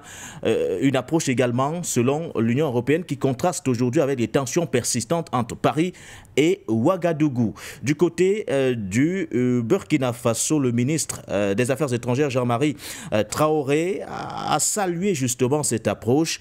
Du coup, nous nous posons la question, messieurs, peut-être avant de revenir vers vous, nous allons faire rapidement un tour de table. Nous prenons tout d'abord cet élément avant de revenir sur la principale interrogation que nous avons d'ailleurs ressortie ce matin dans le cadre de cette émission. Retour donc sur cette nouvelle forme de coopération que tente d'impulser l'Union européenne avec le Burkina Faso. Concrètement, le ministre burkinabé des Affaires étrangères Jean-Marie Traoré et le représentant européen ont échangé sur les perspectives de coopération, mettant l'accent sur l'aide au développement et la sécurité alimentaire. L'Union européenne maintient ainsi sa présence dans la région, alors que la France a vu son influence décliner significativement ces derniers mois. La position européenne se démarque par sa neutralité affichée, notamment concernant le retrait du Burkina Faso de la CEDEAO. Cravigno a explicitement comparé cette décision au Brexit, soulignant le respect de la souveraineté des États. Cette approche contraste avec les inquiétudes exprimées par Paris face à la reconfiguration géopolitique du Sahel. Le dialogue entre Bruxelles et Ouagadougou se construit sur une base d'écoute mutuelle, comme l'a souligné le ministre Traoré. Cette méthode vise à éviter les écueils des politiques préconçues qui ont caractérisé certaines interventions occidentales dans la région. Le Burkina Faso insiste sur la nécessité d'une compréhension approfondie des réalités locales avant l'élaboration de programmes de coopération. L'Alliance des États du Sahel regroupant le Burkina Faso, le Mali et le Niger émerge comme un nouveau pôle d'influence régionale. Le ministre Traoré a précisé que leur retrait de la CEDEAO ne constituait pas une rupture mais une réorganisation stratégique visant à renforcer la solidarité entre pays confrontés à des défis similaires. Cette évolution des relations euro-sahéliennes illustre une reconfiguration plus large des rapports de force dans la région. Alors que la France peine à maintenir son influence historique, l'Union européenne adopte une approche plus nuancée, privilégiant le dialogue et la coopération pratique avec le Burkina Faso. Deux axes majeurs autour justement de cette coopération, les perspectives de coopération mettant notamment l'accent sur l'aide au développement ainsi que la sécurité alimentaire. Se réjouit notamment João Gomes Cravigno, le nouveau représentant spécial de l'Union européenne pour le Sahel. Alors Henri, la position de l'Union européenne peut-elle se démarquer de celle de la France? Doit-on parler de pragmatisme compte tenu justement de cette nouvelle approche qui nous est brandie de cette façon? Une première chose que je vais dire, c'est ce qui va paraître un peu technique, mais les téléspectateurs vont souffrir une fois de m'écouter sans que je ne puisse vraiment bien expliquer. Il faut comprendre que nous sommes dans un nouveau monde depuis 1971 où la réalité de la monnaie dépend de la dette. Je redis, la valeur de la monnaie dépend de la dette. La création de la monnaie dépend de la dette. Depuis 1971, où on a coupé les monnaies et les talons or. Pourquoi je le dis? Parce que vous entendez de quoi l'Union européenne parle. De l'aide au développement. Et l'aide au développement, c'est toujours quoi? Ce sont des prêts d'argent. Ces prêts d'argent sont en devise, que vous devez remporter en devise. Vous participez donc à créer, à donner de la valeur à la monnaie. C'est la notion de dette qui donne de la valeur à la monnaie. Je vais être concret. Actuellement, par exemple, quand vous allez chez votre banquier et que votre banquier vous prête de l'argent, il arrive, vous prêtez l'argent, vous pensez qu'il prend l'argent quelque part et vous prête, qu'il prend l'épargne des gens et vous prête. Non, c'est faux. Quand votre banquier vous prête de l'argent, vous signez un papier qui veut dire que vous lui relevez, vous lui devez de l'argent, c'est ça qu'on appelle en finance un titre. Et lui alors inscrit, il a ce titre-là qui rentre dans sa comptabilité en tant qu'un actif.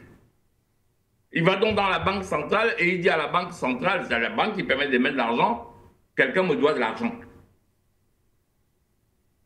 Dès qu'il dit ça à la banque centrale dit « Ok, d'accord, moi je vais imprimer de l'argent de façon à couvrir cette dette à 80%, mais tu vas me rembourser ça. » la Banque centrale, je fais simple, je schématise pour que les gens comprennent. La Banque centrale imprime donc de l'argent, quel que soit le pays. Vous avez l'Union européenne et tout ça, ça c'est le principe de base. Elle donne à cette banque qui est dite commerciale de l'argent pour couvrir en cas de retrait. Et il y a un pourcentage qui est un pourcentage officiel. Et vous avez un chiffre sur votre compte qui correspond au crédit. Pourquoi j'explique cette petite astuce financière que les gens ne connaissent pas souvent? Parce que quand vous prêtez de l'argent à votre banquier, vous allez vous dire faites-moi un prêt. Beaucoup de gens pensent qu'ils prennent l'épargne, ils vous prêtent. Non, ils ne vous prêtent pas de l'argent. Et c'est vous qui signez la reconnaissance de dette. Dès que vous allez signer cette reconnaissance de dette, à ce moment, cette reconnaissance de dette est ce qu'on appelle en finance un titre négociable. Mais il est négociable auprès de la banque d'émission, qui est une banque où les banques ont accès. C'est pour dire quoi? C'est pour dire que dans le monde moderne, les États ont besoin de prêter de l'argent pour créer de la monnaie. C'est ça qu'il faut comprendre. Si vous ne comprenez pas ça, en fait, vous divaguez dans le vide, on vous dit qu'on vous a prêté de l'argent. Non, vous avez signé une reconnaissance de dette et cette reconnaissance est négociable. Ça veut dire que la France qui perd du pied au Burkina Faso et dans les pays, c'est quand même une confédération maintenant, c'est pour dire tous les États du Sahel, l'Union européenne va se substituer en disant « Ok, nous on va en tant que l'Union européenne ». Mais ne jamais oublier que la France est un membre important de l'Union européenne. La France repart parce que son statut d'ancien colonisateur et tout le passé, je ne reviens pas dessus, rend les rapports avec ces pays troubles. Et l'Union européenne revient en essayant avec un nouveau visage, un nouveau costume. C'est comme ça que je lis cette situation.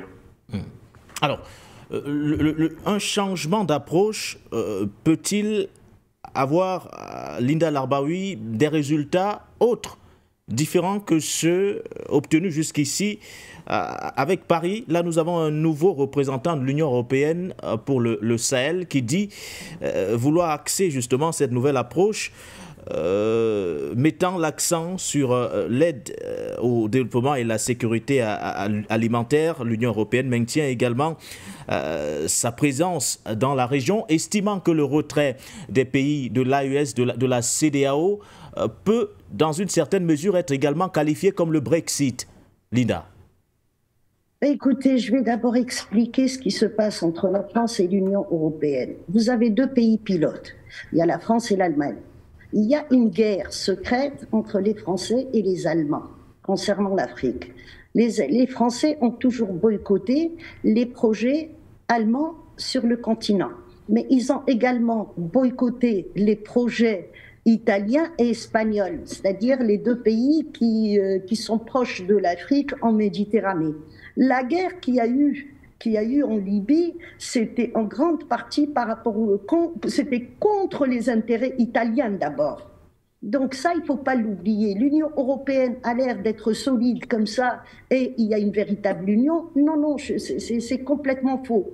Nous avons eu affaire à la crise Corona qui a mis à plat l'économie mondiale. Après ça, nous sommes rentrés dans une guerre entre la Russie et l'Ukraine et les États-Unis ont impliqué l'Europe, l'Union européenne dans cette guerre qui n'en finit pas. Après, il y a eu le 7 octobre, donc le problème qui s'est passé dans le Moyen-Orient a commencé par les Palestiniens et ça s'est propagé au Liban. Et en dernier lieu, c'est le changement radical qu'il y a en Syrie. La France, elle est en perte de vitesse dans sa zone d'influence. Et l'Union européenne essaye de récupérer. Il y a eu le bras de fer entre la France et l'Algérie, où l'Algérie a ouvert la porte à toute l'Union européenne, à commencer par l'Italie, et des véritables signatures sur des contrats très importants. Ça a été suivi par la Tunisie, chose qui a ouvert la porte à l'Union africaine pour venir sur le continent. Aujourd'hui, pour moi, personnellement, ça c'est mon analyse, puisqu'il y a un antécédent, et c'est l'Algérie. Depuis 2002, l'Algérie avait signé avec l'Union européenne. Il y a eu des avancées. Il y a des pays qui ont joué le jeu, il y a des pays qui n'ont pas joué le jeu. Et aujourd'hui, l'Algérie est en train de revoir ses contrats et ses accords avec l'Union européenne. Pourquoi pas le Burkina? Eh bien, l'ennemi de mon ennemi, comme on dit, un proverbe, l'ennemi de mon ennemi est mon ami. On peut utiliser cette politique. Les Européens l'utilisent. Toute l'Europe veut venir investir en Afrique. Si vous les prenez pays par pays, ils ont tous des intérêts avec l'Afrique. Ils veulent tous venir. Le point fort du Burkina aujourd'hui, est-ce que c'est le Burkina qui a besoin de l'Europe d'abord ou c'est l'Europe qui a besoin du Burkina d'abord? Moi, je dirais que c'est l'Europe qui a besoin du Burkina d'abord. En Afrique, nous avons l'habitude de la pauvreté, nous avons l'habitude de se réveiller le matin et on ne sait pas comment on va nourrir nos enfants. Donc, il n'y a pas le luxe qu'il y a eu en Europe.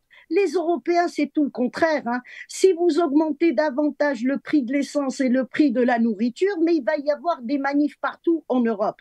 On n'acceptera pas ça. En Afrique, nous sommes patients, nous attendons que les choses se passent et nous attendons à pouvoir construire une véritable économie et des véritables États. Donc, il y a une différence entre la vie en Europe et la vie en Afrique, et l'esprit africain et l'esprit européen.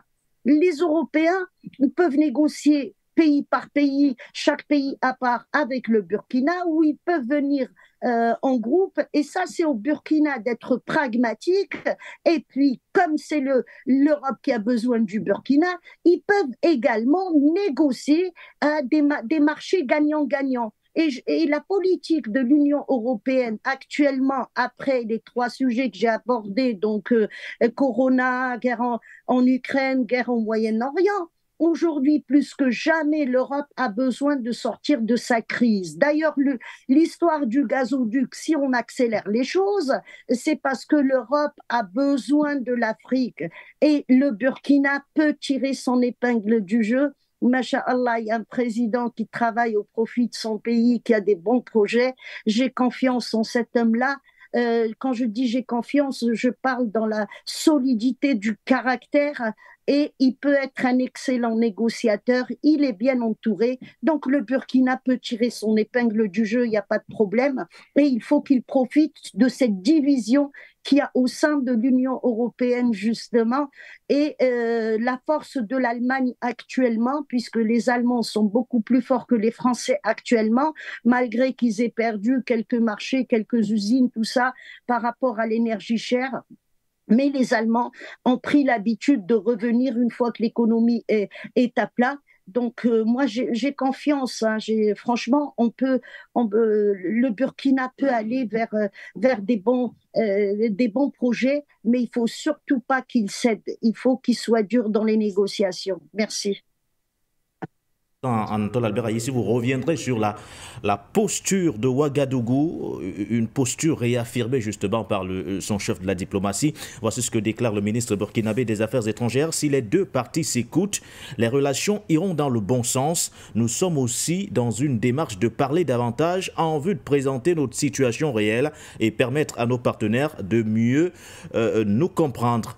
Les propos d'ailleurs de Jean-Marie Traoré. Monsieur Kofi, nous allons vous accorder 2 minutes de temps de parole. 2 minutes, c'est également le temps qui sera accordé à chaque intervenant ce matin. Nous irons au pas de course. Monsieur Kofi, depuis la Côte d'Ivoire, bonjour à vous et bienvenue.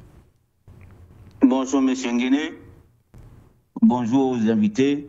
Bonjour le standard. Monsieur Nguéné, concernant l'Union européenne au Burkina Faso, monsieur Nguéné, votre costume est égal à votre visage. Donc, le costume de l'Union européenne est égal au visage de la France. Donc, ce que je peux conseiller au Burkina, d'être prudent sur ce projet-là. L'aide au développement et l'aide aux denrées alimentaires, nous avons la terre pour manger au Burkina. Nous avons les propres moyens pour se développer au Burkina. On n'a pas besoin de l'aide européenne ni la nourriture de l'Union européenne. Quand j'ai fini de dire ça, je vais vers RD Congo. La EAC et puis la SADC, ces deux organisations vont imposer à M23 de cesser le feu et puis ils disent que non. À ce moment, la SADC là et puis EAC là, ils n'ont pas d'armée. Ils n'ont pas d'armée où ils peuvent s'imposer à Paul Kagame, envahir le Rwanda et puis cette guerre va prendre fin. La tuerie des Africains va prendre fin, monsieur Nguéné. M. Atangana, est-ce que le EAC et puis le SADC, la SADC, ne peut pas envahir le Rwanda et puis cette guerre va prendre fin? Pourquoi ça? Pourquoi les Africains créent des organisations pour assassiner leur propre population? Ça veut dire quoi? Ça s'est passé en Afrique de l'Ouest ici. La CEDEAO était complice au président Laurent Gbagbo, ils ont assassiné les Ivoiriens. Aujourd'hui, c'est la SADC et la EAC qui ont complice et assassinent le peuple congolais. Sinon, le Rwanda et le M23, est-ce que c'est une armée? Et puis on dit que non, on les a invités autour d'une table, on les impose de cesser de faire, et puis le lendemain, ils reprennent le combat. À ce moment-là, on doit finir avec le M23 et le Rwanda sur le champ. Et puis je reviens à madame. Madame, comme on appelle, le débat n'est pas personnel, mais l'Israël n'est pas un pays. L'Israël n'est rien. L'Israël ne peut pas se comparer à la Russie, même la Corée du Nord. L'Israël ne peut pas se comparer à la Corée du Nord. A plus forte raison la Russie. Même s'il y a 2 millions de Russes en Israël. Pour sortir, M. Kofi. L'Israël n'a pas d'armée. Le peuple, l'Israël n'a pas d'armée, M. Nguélé. L'Israël n'a pas d'armée. Parce que c'est les Américains, tu passes tout le temps à tuer les Arabes et puis faire des bêtises sur le continent. L'Israël, c'est quoi? Pour sortir, M. Kofi. Voilà. Merci à vous, M. Kofi. Merci. Vous avez épuisé vos temps de parole. Merci à vous depuis la Côte d'Ivoire. Marc, vous réagissez également depuis la France. Vous avez 2 minutes de temps de parole. Bonjour. Bonjour, monsieur. Je voudrais dire bonjour à Troisa. Alors, Marc. Madame Linda. Bonjour à vous, Marc. Bienvenue. Oui, bonjour, monsieur Nguéné. Je voudrais dire bonjour à Linda, dire bonjour à Troisa et à M. Tangana. Ce que je voudrais dire pour l'homme du Congo, c'est que M. Tshisekedi peut, aujourd'hui où nous sommes, le Congo fait près de 2 millions de kilomètres carrés avec plus de 100 millions d'habitants. Mais même un dixième des Congolais, on peut, je veux dire quoi, même que ce soit femme ou garçon, on peut aujourd'hui les recruter, les former. Et le Rwanda, 222 000 km², peut avoir un poids aussi énorme pour pouvoir envahir tout un pays comme le Congo. À votre avis, qu'est-ce que c'est possible? On peut hypothéquer tous les biens du Congo pour délivrer un peuple qui est pris en otage par un petit pays comme le Rwanda. C'est quoi ça? C'est quoi ça?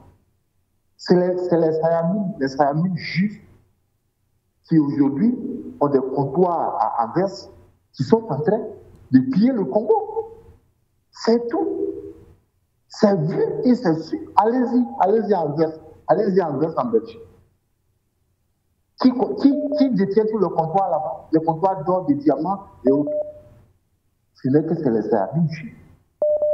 C'est eux qui sont en train de livrer des armes au Congo à cause des biens du Congo. C'est ça que Congo joue. Je ne comprends pas les Africains.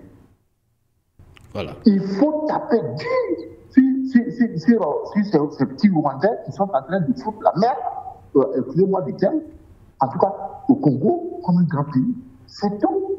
30 secondes, Marc. Et puis la deuxième chose, voilà. Ce que je voudrais dire encore, c'est que tout ce que vous êtes en train de dire pour le Burkina est aujourd'hui un des pays les plus endettés d'Afrique. On n'a pas besoin de l'aide de l'Union européenne. Les Européens aujourd'hui sont forts dans toutes les négociations internationales. Regardez ce qui se passe à l'Ukraine. Est-ce qu'on a besoin de rien? Donc, ce n'est pas la peine. Moi, je m'arrête là. Vraiment, pour le Congo, ça me fait très mal au cœur. On comprend. La situation également nous préoccupe sur For You Media Africa. Merci à vous, Kofi. Non, je pense que c'était plutôt Marc. Je me suis un peu emballé. Nous avons un autre appelant au standard. Bonjour à vous.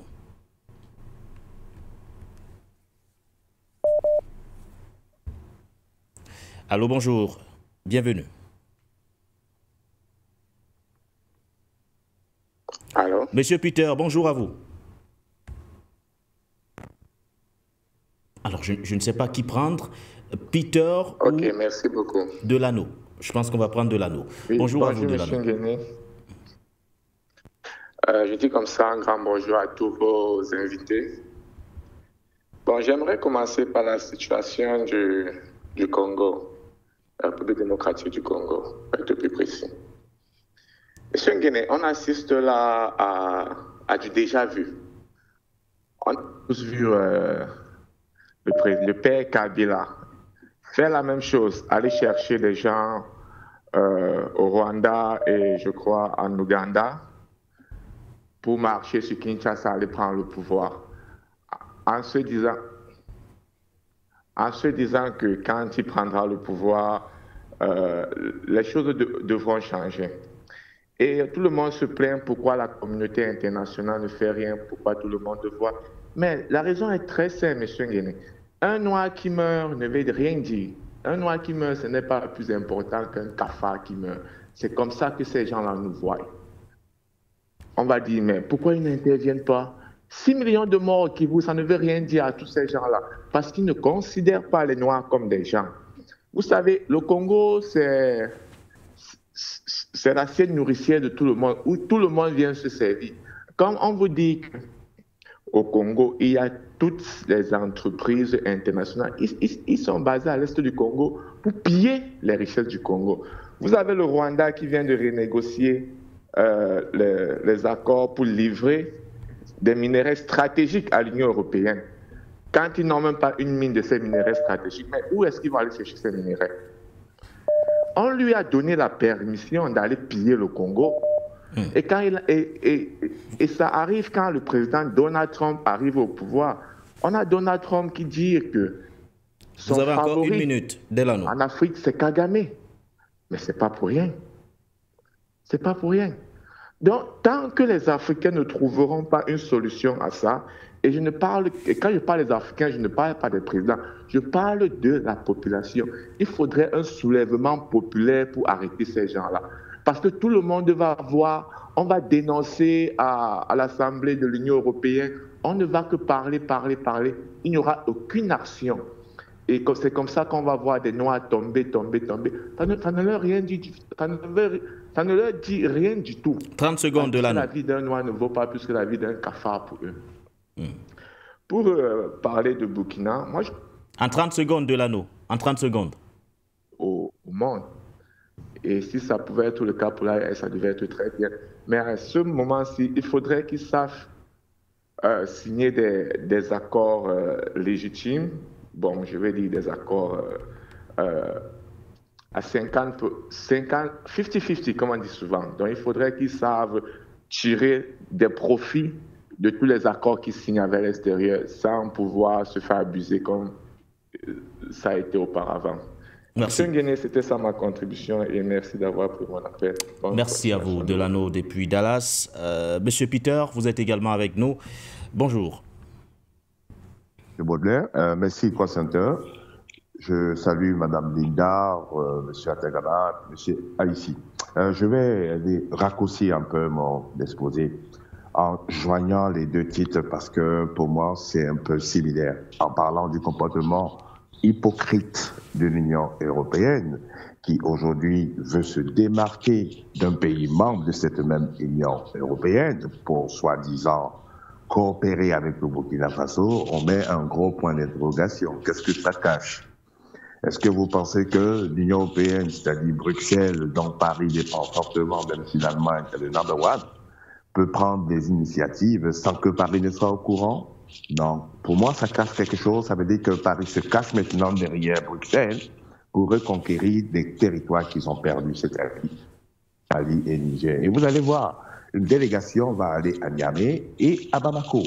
Comme vous dites que nous, on n'est pas comme la France, vous avez vu que la Grande-Bretagne a quitté l'Union européenne, mais ça n'a pas affecté l'Union européenne en tant que telle. Elle a trouvé de nouveaux marchés comme le Mercosur. Donc nous, on peut venir traiter avec vous sans pour autant empiétrer sur vos décisions politiques. Nous avons changé notre donne. Vous voyez, nous sommes de bons blancs. En fait, c'est un peu ça, mais ça a dû faire sûrement M. Ibrahim Traoré, parce qu'il est assez intelligent, ce président, et tout comme ses deux homologues. Donc, je crois qu'ils vont flotter dans l'eau sans pour autant pagailler, parce que ce sont des gens qui viennent avec des gilets de sauvetage pour sauver l'Europe de ce qu'elle est, parce qu'aujourd'hui, l'Europe s'est rendue compte qu'elle ne peut pas vivre sans l'Afrique. Tout ce trarara qu'ils ont fait là, Mercosur, on a signé des accords. L'Amérique latine ne peut pas se comparer à l'Afrique qui est le berceau des richesses mondiales. Ça, c'est one. Et de deux, ils ne peuvent pas s'en passer de nous parce qu'ils ont besoin de nous. Donc là, on va avoir maintenant une sorte de coopération d'égal à égal et non pas aide et développement. Le Burkina dit qu'ils n'ont pas besoin de ça. Il faut qu'ils changent leur thème. Ils viennent pour négocier, discuter, business. Si c'est dans ce sens, right, il n'y a pas de problème. Mais si c'est pour venir dire encore aide de développement comme utilisant le même mécanisme qu'ils ont utilisé, ce que j'appelle mécanisme néocolonial, je vous assure que M. Ibé va les rejeter poliment. Et je dirais même poliment parce que on pourrait dire brutalement. Maintenant, revenons à la RDC. M. Nguele, je vais être très bref. Permettez-moi au moins de dire très bref, M. Peter. C'est très important. Nous avons M. Tshisekedi et M. Kagame qui sont deux vassaux de l'OTAN et particulièrement du groupe anglo-saxon. Ok? Il y a un qui est passif en la personne de Tshisekedi et un autre qui est actif et qui participe même aux réunions de l'OTAN à la personne de Kagame. Alors, comment voulez-vous qu'un monsieur comme Tshisekedi puisse bénéficier de l'aide des pays voisins comme Burundi, Angola, Zimbabwe et tout, sachant que eux-mêmes observent un peu son ambiguïté, right? Et de deux, il y a un vrai problème au sein de l'armée du Congo parce que depuis très longtemps, l'armée congolaise a été infiltrée par ce qu'on appelle les nouveaux, en fait, les ex-Rwandais, les Banyamulenge. Et je me rappelle qu'il y a une année, dans les années 97, il y a un général qu'on appelle James Kabaré qui a régné pendant 1 an. Donc, la RDC est infiltrée de Rwandais. Donc, tous ceux qui prennent comme initiative est voué à l'échec. D'autant plus que cette armée est corrompue, tant sur le plan ethnique, parce que les différents présidents qui sont venus ont choisi les chefs d'état-major de leur région. Alors, ça crée ce chaos. Alors, personne n'a envie de vendre sa peau pour une direction, en fait, pour un régime qui fait du favoritisme et de l'ethnocentrisme. Je vais m'arrêter ici. Merci beaucoup. Très bonne journée. Bye. Merci à vous, Monsieur Peter. Alors, Chance, vous êtes avec nous. Je pense que vous serez le dernier à réagir ce matin. Vous avez également 2 minutes de temps de parole. Bonjour et bienvenue. Bonjour à vous et bonjour à vos invités, votre équipe technique. Je vais être très bref aussi. Pour dire ça, c'est que Madame Linda, vous avez complètement tout dit. Je pense que si l'Israël est faible, ce combat qui se passe avec le DRC et le Congo, le Rwanda, n'allait pas tenir longtemps, franchement. Et je vous dis une chose, Monsieur Nguene, de ce côté, dans ce monde, là où nous vivons, ça ne leur dit rien. Franchement, quand les Africains se tuent ou quelque chose, c'est comme si c'est rien qui se passe.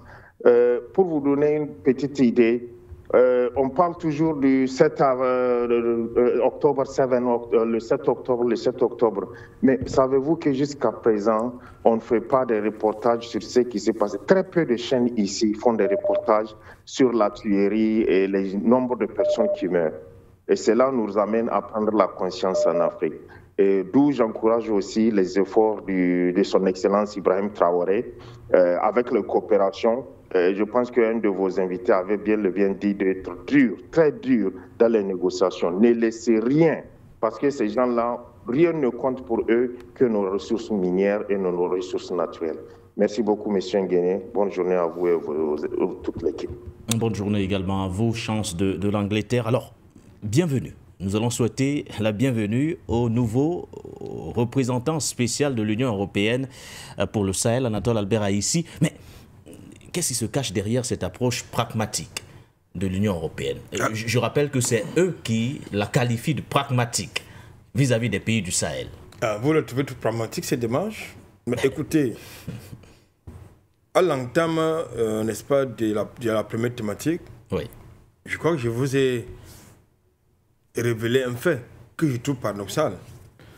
C'est-à-dire, vous soutenez une agression du côté de la RD Congo au travers du Rwanda, avec un pays avec lequel vous avez signé des mémorandums d'entente en vue de l'exploitation des matières premières en République démocratique du Congo. Et de l'autre côté, vous engagez une démarche unilatérale, n'est-ce pas, j'ai envie de dire, de partenariat. J'espère que c'est le cas. Non, écoutez, il s'agit là du soft power. Le soft power Le soft power, vous savez, le bloc occidental fonctionne comme une meute chez les loups. Ils se répartissent les rôles. Alors, ils estiment que la France est en difficulté au Sahel et que du point de vue de son arrogance et la condescendance de ses dirigeants, elle a perdu, n'est-ce pas, sa voilure. Il faut donc refiler le rôle qui était censé jouer la France à l'Union européenne. Il faut quand même vous rappeler, M. Nguéné, puisque vous le savez, que la France appartient à une communauté qui s'appelle l'Union européenne. Elle est membre de l'Union européenne. Donc, ils sont constamment ensemble dans les territoires, n'est-ce pas, soit d'annexion, d'agression ou de prédation. C'est vrai qu'entre l'Union européenne et la France, il y a eu, je crois que c'est Linda qui l'a évoqué tout à l'heure, avec quelques nuances. C'est-à-dire que dans le contexte malien, lorsque l'Allemagne ou bien l'Italie voulaient soutenir des projets, la France exigeait que ces projets, ces financements passent par son canal, ce qui est bien évidemment n'était pas possible. Donc, il y a donc un paradoxe, d'abord du point de vue de la démarche de l'Union européenne, également une petite contradiction du point de vue de la posture de la diplomatie burkinabé, qui, comme vous le savez, s'est engagé dans la même dynamique que l'un de leurs illustres prédécesseurs, je vais ici nommer Isidore Sankara, Thomas Sankara, qui justement avait toujours décrié cette fameuse aide qui se balade sur le continent africain sans jamais y apporter des solutions à nos véritables problèmes. Mais là, on parle d'écoute. On entend le ministre burkinabé dire que si les deux parties s'écoutent, les relations iront dans le bon sens. Nous sommes aussi dans une démarche de parler davantage en vue de présenter notre situation réelle et de permettre à nos partenaires de mieux nous comprendre. Donc, il parle de partenariat. Oui, là on parle de partenariat. Le Burkina, peut-être que je vais poser la question autrement, Anatole Albert-Aïssi, avant de sortir rapidement, nous n'avons plus assez de temps. Le Burkina peut-il tirer profit de cette nouvelle approche, compte tenu également des divisions au sein de l'Union européenne, ces divisions relevées tout à l'heure par Linda Larbaoui? Le Burkina Faso doit également se rappeler qu'il appartient désormais à une confédération. Il est possible que, du point de vue diplomatique, qu'il noue des relations bilatérales avec certains États, bien certaines organisations, ou certaines organisations, bien certaines institutions. Mais il doit toujours avoir à l'esprit que ce soit le Mali, le Niger ou le Burkina Faso, ou bien un autre État qui va certainement s'ajouter à l'AES, qu'ils appartiennent à une confédération où ils ont un destin commun, une vision commune, qui ne doit pas souffrir de quelques contradictions, que ce soit du point de vue de l'ensemble. Quand je l'ai dit, pour sortir des pays. Je voudrais donc sortir en disant, M. Nguéné, que l'Union européenne est en crise. L'Union européenne est en crise, c'est le connu. L'Union européenne a des difficultés et est à la recherche de nouveaux partenariats pour justement pouvoir trouver les solutions à ces problèmes, bien aux problèmes de sa population. Et il nous semble que de ce point de vue, l'Afrique, c'est tellement le meilleur allié. Le meilleur allié, pas au profit de l'Afrique, mais à leur profit, sur le temps que l'Afrique est leur avenir. Il faut donc, de notre point de vue, s'il y a une approche, j'ai envie de dire respectueuse, parce que c'est très souvent cela, où achoppe nos rapports avec les autres qui viennent de l'extérieur, avec une certaine arrogance, s'il y a ces relations, ces partenariats sont empreints de respect, de gains réciproques, d'intérêt réciproque, pourquoi pas? Mais il faut toujours avoir l'esprit que l'Afrique doit toujours être gagnante et non l'inverse. C'est ça le changement de paradigme que nous souhaitons. Merci à vous, Anatole Albert-Aïssi. Henri, en une minute pour sortir de l'émission. Je suis d'accord avec M. Kofi qui dit qu'on ne doit pas accepter l'agression d'un pays africain par un autre pays africain. Mais maintenant, est-ce qu'on peut dire aux pays de l'Afrique de l'Est ou ces confédérations d'agir? Non.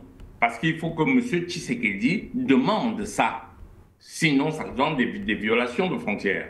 Donc, s'il ne demande pas, très bien, on ne va pas débattre pour comment M. Tshisekedi est là. Il est ici à Bruxelles, donc je sais de qui je parle. Et on l'a fait homme politique juste parce qu'il était le fils de Tshisekedi. Il a une envergure. Moi, je suis pas congolais. Est-ce qu'il a une envergure? Est-ce qu'il a un programme? Est-ce qu'il a quelque chose? Rien. Monsieur Albert Anatole Aïssi disait, toute cette situation, il la connaît. Depuis Mobutu, il est au courant de tout ça.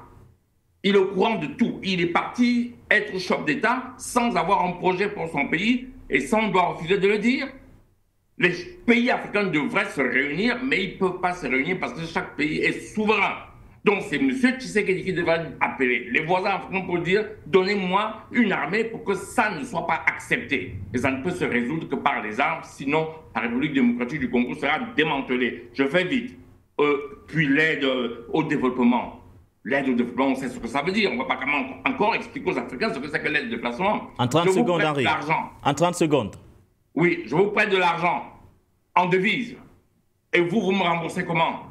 Vous n'avez pas de devise, vous êtes obligé de me donner vos matières premières pour avoir les devises à me rembourser. C'est ça qu'on appelle l'aide de développement. Et puis l'aide alimentaire. Arrêtons de rigoler. On doit juste prendre des machines et puis nous, on leur vend les produits agricoles, je sors par là. Linda, votre mot de fin. Eh bien, écoutez, l'Afrique est en marche. Il y a des pays qui ont certaines technologies, comme l'Afrique du Sud, comme l'Algérie, comme la Tunisie. Et au sein de l'Union africaine, je vous ai envoyé tout ce qui a été signé par le Niger et l'Algérie. Il y a un transfert de technologie au niveau de l'énergie, à beaucoup de niveaux. Il y a aussi une centrale électrique qui est programmée. Donc le transfert de technologie entre Africains, ça va nous servir et ça va bloquer un petit peu tous ces parasites qui vivent sur notre dos. Nous avons aussi pas mal de têtes africaines qui travaillent à l'étranger et il y a déjà un début justement pour que ces têtes reviennent en Afrique et participent, cette diaspora qui est dans la recherche, qui est dans la technologie, tout ça, eh ben, elle est prête à revenir sur le continent pour aider justement l'Afrique à se développer. Mais je crois que la politique qui est déjà en place, on ne peut plus se laisser faire, on ne va plus se laisser faire. Et je remercie le monsieur qui a parlé tout à l'heure. Oui, il faut un soulèvement populaire contre les Américains et contre la caserne israélienne. Là. Il faut un soulèvement populaire pour rétablir les choses et arrêter les massacres. Mais les Occidentaux, c'est pas que du sang noir. Hein. Regardez ce qui se passe à Gaza, ce qui se passe à les Houthis, en Algérie, le terrorisme. 250 000 de personnes. Les massacres pour ces Blancs, c'est partout dans le monde. C'est pas uniquement le sang africain. Donc nous avons tous le même ennemi et soyons solidaires et merci pour YouMedia.